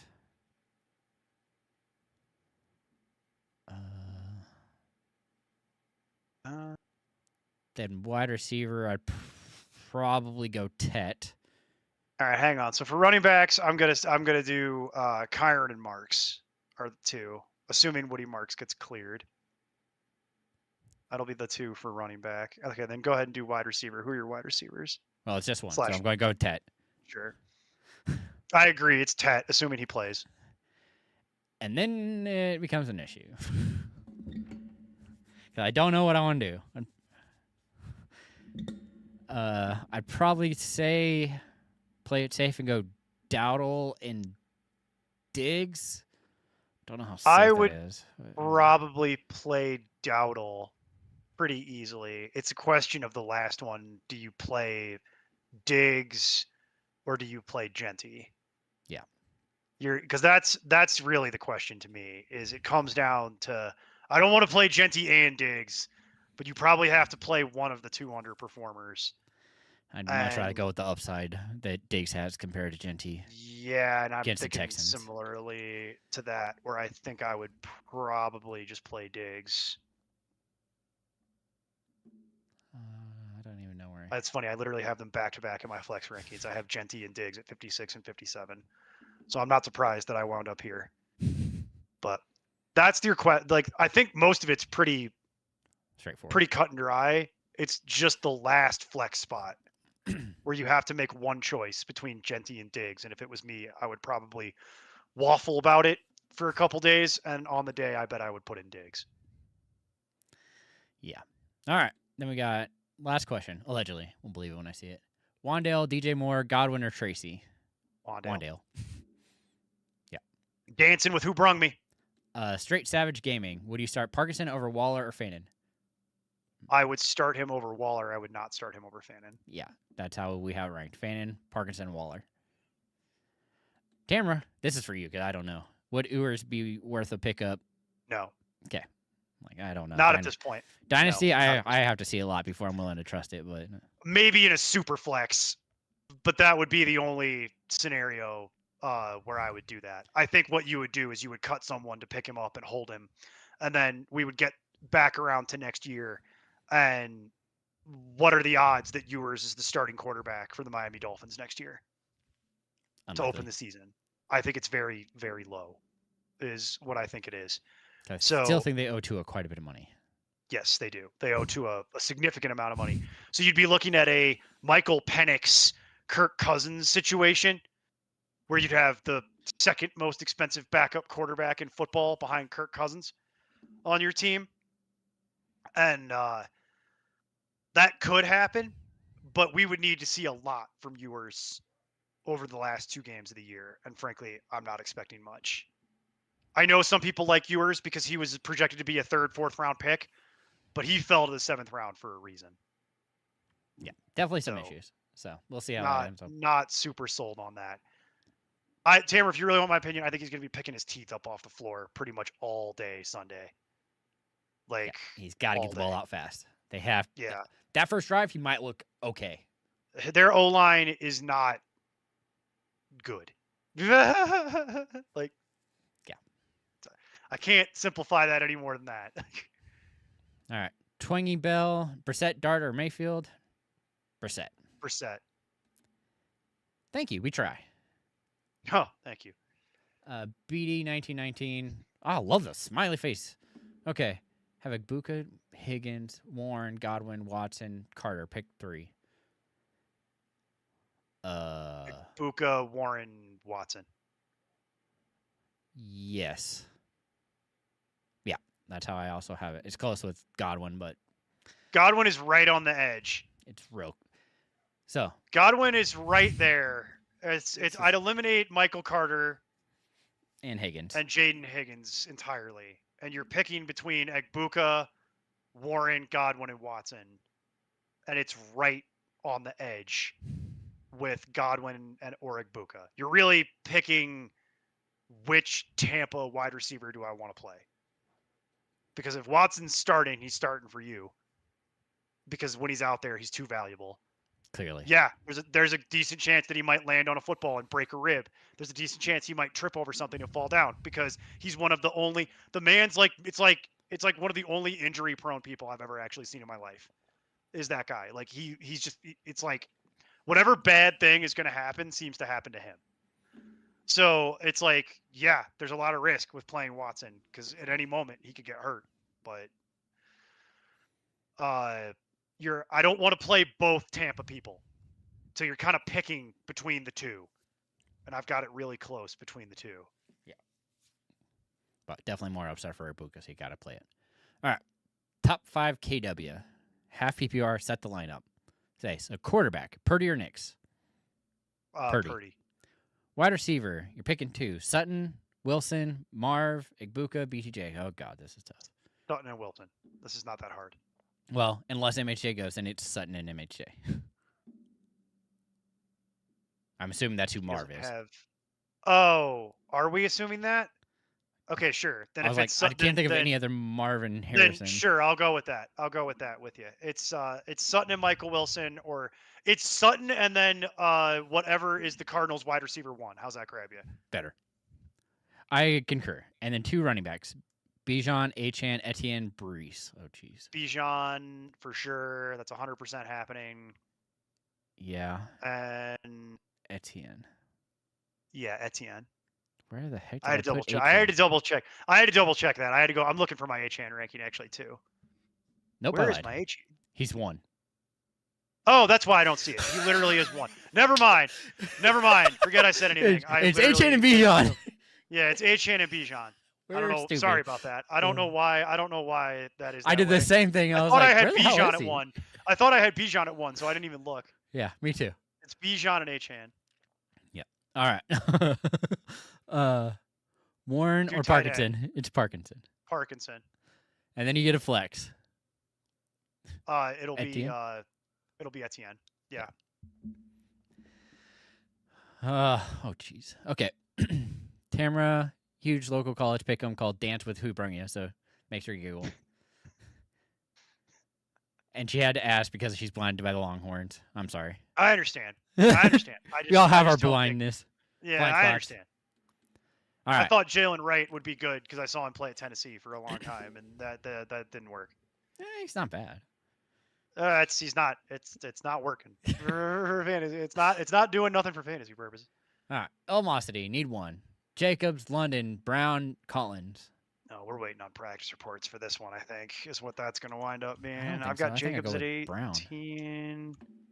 Nope, I lied. I have Collins. I'm going with Collins. It's not close.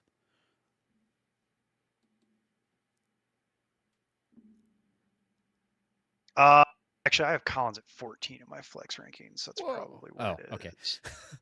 Sorry. Flex rankings. Yeah, I was like, whoa. Combined rankings. Yeah, that's what it is. It's Nico Collins. Yeah. That's what I would go with here. Yep. Nope. Completely agree. We can't. I like the idea of Jacobs, but can't do it. A little too beat up. A little too beat up for my taste. If I have better options. Yeah, and you do because you're in the playoffs. Okay. Dynasty Superflex League. Do you prefer Mariota or Minshew? Oh, Mariota or Minshew is the question? Yeah. I have them back to back. I prefer Mariota by 1 spot, but that's like saying I prefer syphilis to genital warts. That's really not like. That's it's not great. Yeah, definitely iffy at best. I would prefer Shaw, Young, Cousins, Rodgers, Darnold over any of that. Yeah. If any of that's available. But if you're asking me my straight choice between Mariota or Minshew, then it's Mariota by literally 1 spot. Yeah, can't get away from that, unfortunately. All right, pick 2.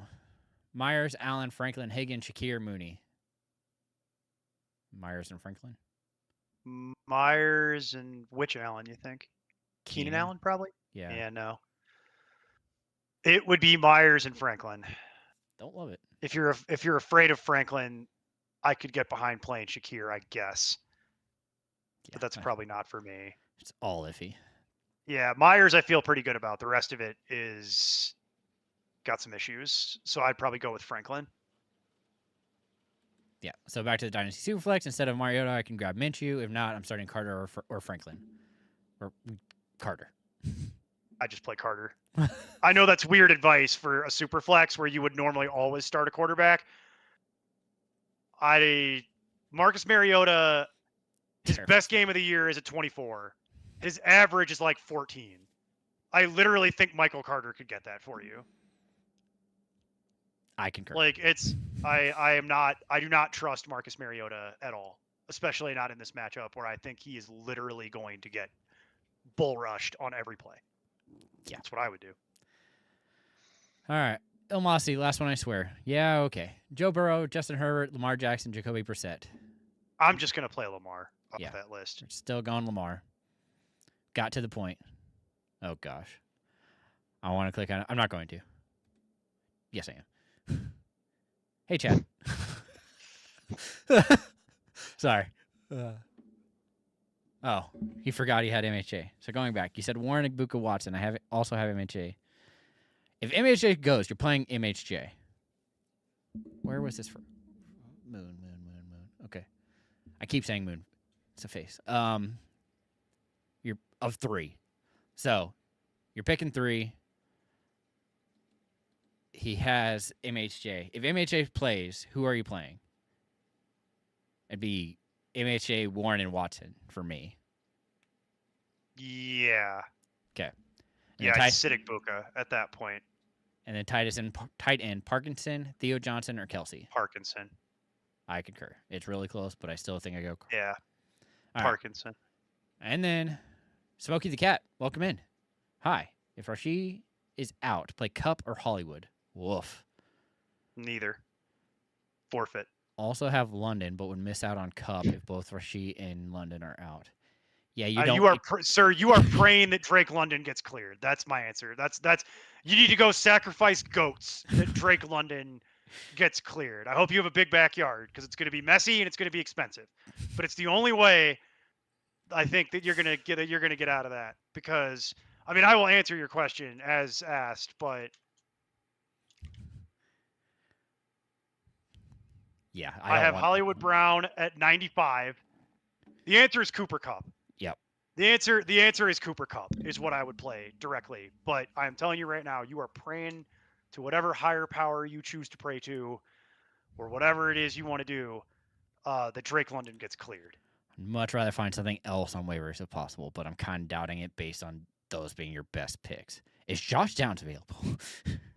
Yeah, right. Like because that would be my pivot. Is Jalen Coker available? Yeah. Is see previous. But yeah, right. like Josh Downs, Jalen Coker, Romeo Dobbs was cut in a lot of leagues. Like these are all things that I would prefer than Cooper Kupp. Cooper Kupp I've literally got down at like 55, which is hilarious because I have Drake London at 54 until I figure out if he's playing where to move him after he gets cleared. Yeah. So it's like it would be Kupp, but that's not good. All right, we'll finish with this, and then we'll get into tight end wheel. Need some flex help. Gainwell or London? Gainwell, because we know Gainwell's playing. If London gets cleared, then it'll be London. But yeah, that's kind of where we're at. I refuse to say anything about that until he gets cleared at this point, because it's been a month and it's very frustrating.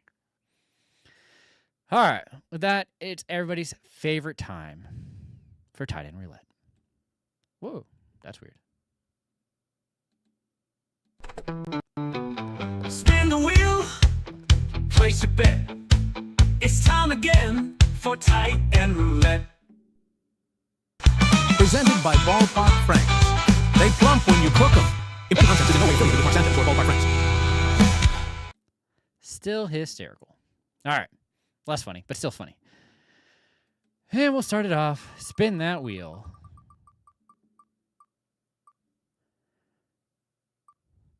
Aronde Gaston. Any interest? No. Yeah, this is a hard pass for me. Don't like it. Not worth it. Very scary. Woof.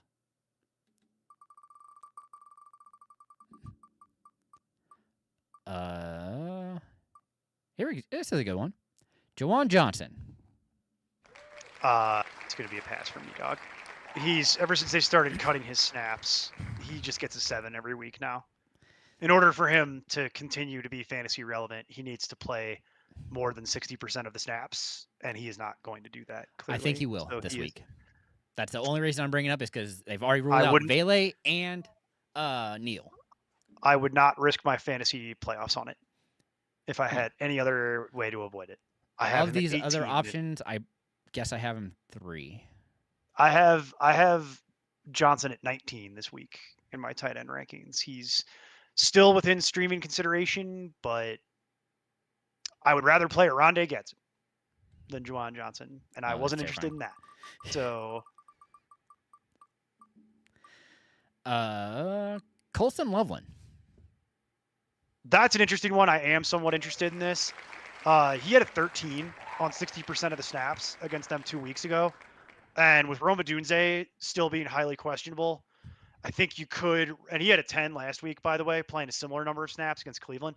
So if you're looking for something that I think is pretty much a lock to get you double digits, I don't think it gets you more than 15. He would need to score to get more than 15. But I think even without scoring, you're kind of looking at like a 12 kind of neighborhood, and that's pretty good. He is my second streaming option this week. So if he's available, or he's just on your bench, he's worth an extra look this week. Yeah, I mean, it becomes more. He'd be one if Adunze or Burden are out. Yeah, right. If we get word that they one or both of those two get ruled out, then Loveland will move up even more. So, all right. Limited wheel, getting down, and it is going to be Britton Strange. Pass. I've got him at 18 this week. I've got him in Juwan Johnson territory. Regrettably, they're not. The last 2 weeks have been unkind to Brenton Strange. He's been playing the requisite number of snaps. He's literally playing 80% of the snaps, if not more. The problem is they're not targeting him like they were. And he's lost some target share to Jacoby Myers. And BTJ. They've been going to BTJ more. Like he's not getting targeted, and they're using him in other ways. And it's working is the problem. They're winning games with this formula. So I don't think they're going to change it. So it was a good run while it lasted. Brenton Strange being a fantasy relevant tight end streaming option for people, but I'm not betting that on my playoffs. Let's see what happens next year with Mr. Strange. He will be an interesting topic for next year. Yeah. All right. Then we have Jake Ferguson. My number one streaming option, which is kind of a misnomer because he really shouldn't be a streaming option. Yeah. And will not be treated as a streaming option because he will be rostered in too many leagues. But he normally would easily be inside the top 12. We wouldn't even be talking about that. But the fact that he is beat up and the Cowboys have been struggling in certain ways, it's a really attractive matchup against the Chargers because they struggle against opposing tight ends. Mostly because Derwin James will usually rush or drop back. It's never he covers the tight end like so if there was ever a week to roll out Ferguson, this is a good week to do it, warts and all. Yeah. He's my number one, like I said, he's my number one streaming option, which is kind of a misnomer because he hasn't been a streaming option all year. He's literally been a tight end one. He's been somebody's starting tight end all year long. So this is more just a PSA around, hey, I know it's been rough. Hey, I know you've probably been sitting him the last 2 weeks, especially. This might be the week I consider firing it up. Yeah, I agree. As I kind of touched on with Derwin James and how they kind of use him and it makes it a lot easier. So, and the final is Theo Johnson. Which, yeah, not a big fan this week. Yeah, Not a big fan. Could be worse. Giants could be worse. Not something I want to play. Yeah, could be worse though. There are worse options available. I would rather play Theo Johnson over Juwan Johnson, Brenton Strange, Hunter Henry. Like these are things that people might conceivably be playing that I would probably prefer Theo over. The problem with Theo Johnson is that there's no upside on this. None. You're looking at a 10. Yeah. And it's like that's kind of that's kind of what it is. Like the idea that you're going to get more than a 10 is kind of off the table in a very real way.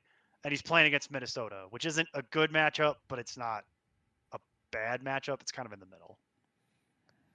All right. Middle of the road matchup. Okay, we're going to get out of this, and we'll answer your questions, and then we're going to be done. So, hope you all enjoyed Tight End Roulette, and we'll be right back.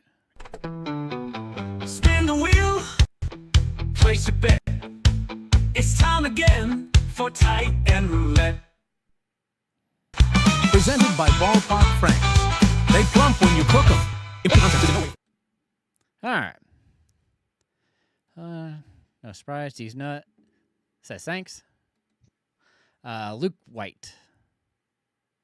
Lost my homes last week. Don't have a backup. I have no fab left. So all my league mates picked up all the good. Doesn't surprise me there. Options are Dart, Rogers, Young, Mariota, and Love. Well, we just talked about Love. It's well, I'm sorry. Yeah, no, it's Love. Excuse There me. you go. It's Oh. it'd be Love. Sorry, I autopilot to Dart. I know. 'cause I've it's been doing the same It's thing. been So Dart I've all been year. trying. It's been Dart all year, but it's not Dart this week. It's Love against Chicago, which is basically the best matchup he could hope for at this point. Yeah, absolutely That would- terrifying. That is That for would be sure. my. But the rest of it, I think you can leave on the waiver wire. Yeah, there's nothing worth really picking up and playing. Hopefully It's that'll pretty work much for you, Love. though. It's I mean, Love. It's Love. The second choice is Dart, but I feel a lot better about playing Love streaming than I do Dart this week. Tyler Sperry, Devontae Smith, who isn't trustworthy, Reed or Dobbs? Devonta Smith, who isn't trustworthy. You are correct, by the way, but that is unfortunately still the answer. Because I don't think any of them are. None of them are. That's the point. So, yeah, go with Smith. Really good matchup. And we don't know what we don't know. So, then C Plank, Young, Stroud, Rogers, or Jacoby. Back to Brissett. Yeah, Jacoby. Then AO, Bowers, or Parkinson. Oh, crud. Bowers, I think. Yeah, I got Yeah. Bowers at 4. Still Bowers. Bowers. Man, that was close. I wasn't sure if that was going to be the case. I had to look. I actually had to go look. I know. That's why I was It's- like, oh, no. Did I drop it? Because last week was not good. So hopefully the Texans are a little worse against tight ends. All right. And Daniel, neither can we. Can't believe we're done next week. I know it's been. It feels like the season just started. This whole back half of this year has flown by. Well, and I felt like we've been busier and busier with every week having more injuries just stacking on each other. So Yeah, that's the other thing is that this actually needs to end while there's still some healthy players left. Because the NFL at this point, the last couple weeks especially, has been really tough with Yeah, the I know. injuries. There's been a lot of injuries and a lot of people going down, and with serious injuries that multi-week ligament tears and knee surgeries and things like that. So we've had a lot of that. We kind of need to wrap this season up just so they can put these people in bubble wrap a little bit. yeah, unfortunately, this is the time of year. Well, we said it every week. Oh, it's getting hard to pick starts and sits because The It- pool it's- just keeps getting shallower and shallower and shallower. Like and that's not different than any other year, by the way. We get to this time of year. just feels that way. It just feels that this year was kind of backloaded with some of the injuries. Little strange that way. All right. Daniel's asking one final question to finish us out. Is Worthy startable if Rice is out? Yeah, I think he would be. It would depend on what the other options are, but the problem is not so much the Rice thing. It has to do with his quarterback being Gardner Minshew. And I actually think the benefactor of that is Kelsey. It's than possible. More than anything else. So, It's possible because Minshew's not really known for taking deep shots, and well, that's where and we also don't know if they have their tackles back. Yeah, and Or I a would tackle and a guess they guard on the probably- right side. Sorry. I would guess they probably don't, because what would be the incentive to putting them out there when your season's over? Like, that's kind of the issue I have with the Chiefs in general right now, is that this is the first time in a long time that they've been eliminated. And so I just don't know how they're going to react to that. Is the team going to gel and go out and try for 2 weeks? Or are they literally just going to phone it in? I could tell you what I think is more likely. I think it's the phone it in one. I think it's that. Because you've got a lot of very rich babies on this team that I don't think are reacting well to being eliminated. And they lost their leader, the biggest baby. Oh, was that too honest? I'm sorry. That might have been too honest. The king baby is now gone. And so it's like he kind of keeps the other babies in line. So I don't know how this is going to work exactly. Makes me nervous, frankly. All right. Last one. Warren or Estime? Warren. Oh yeah, sorry. Warren. I momentarily confused the people's last names that start with E. Warren. Okay. All right. Well, with that, we're going to get out of here. Good luck. I will be back tomorrow to answer start-sit questions ahead of the Thursday night game. Betting show is on Friday. And then course, I'll be back on Sunday to answer all of your questions. Hope you all have a good week and good luck, and see you tomorrow. Oh, remember, Tuesday. The last show of the year, Tuesday the 23rd, not Wednesday. And I'm sorry, because I know this is an inconvenience for people because they like their Wednesday stuff and they tend to get very persnickety when we move things around and kind of annoyed. But I'm sorry, but we tried to figure out a way to do this on Wednesday, and Jason and I's schedules just can't accommodate it this year. There's no way we can do it on Christmas Eve, neither one of us. So we hope everybody has a Merry Christmas. Enjoy spending time with friends and family. Try not to stress out about this too much. It's just a game. And we'll be back on Tuesday the 23rd for the final roster of the people of the year. All right. With that, we are out. See you. Be strong.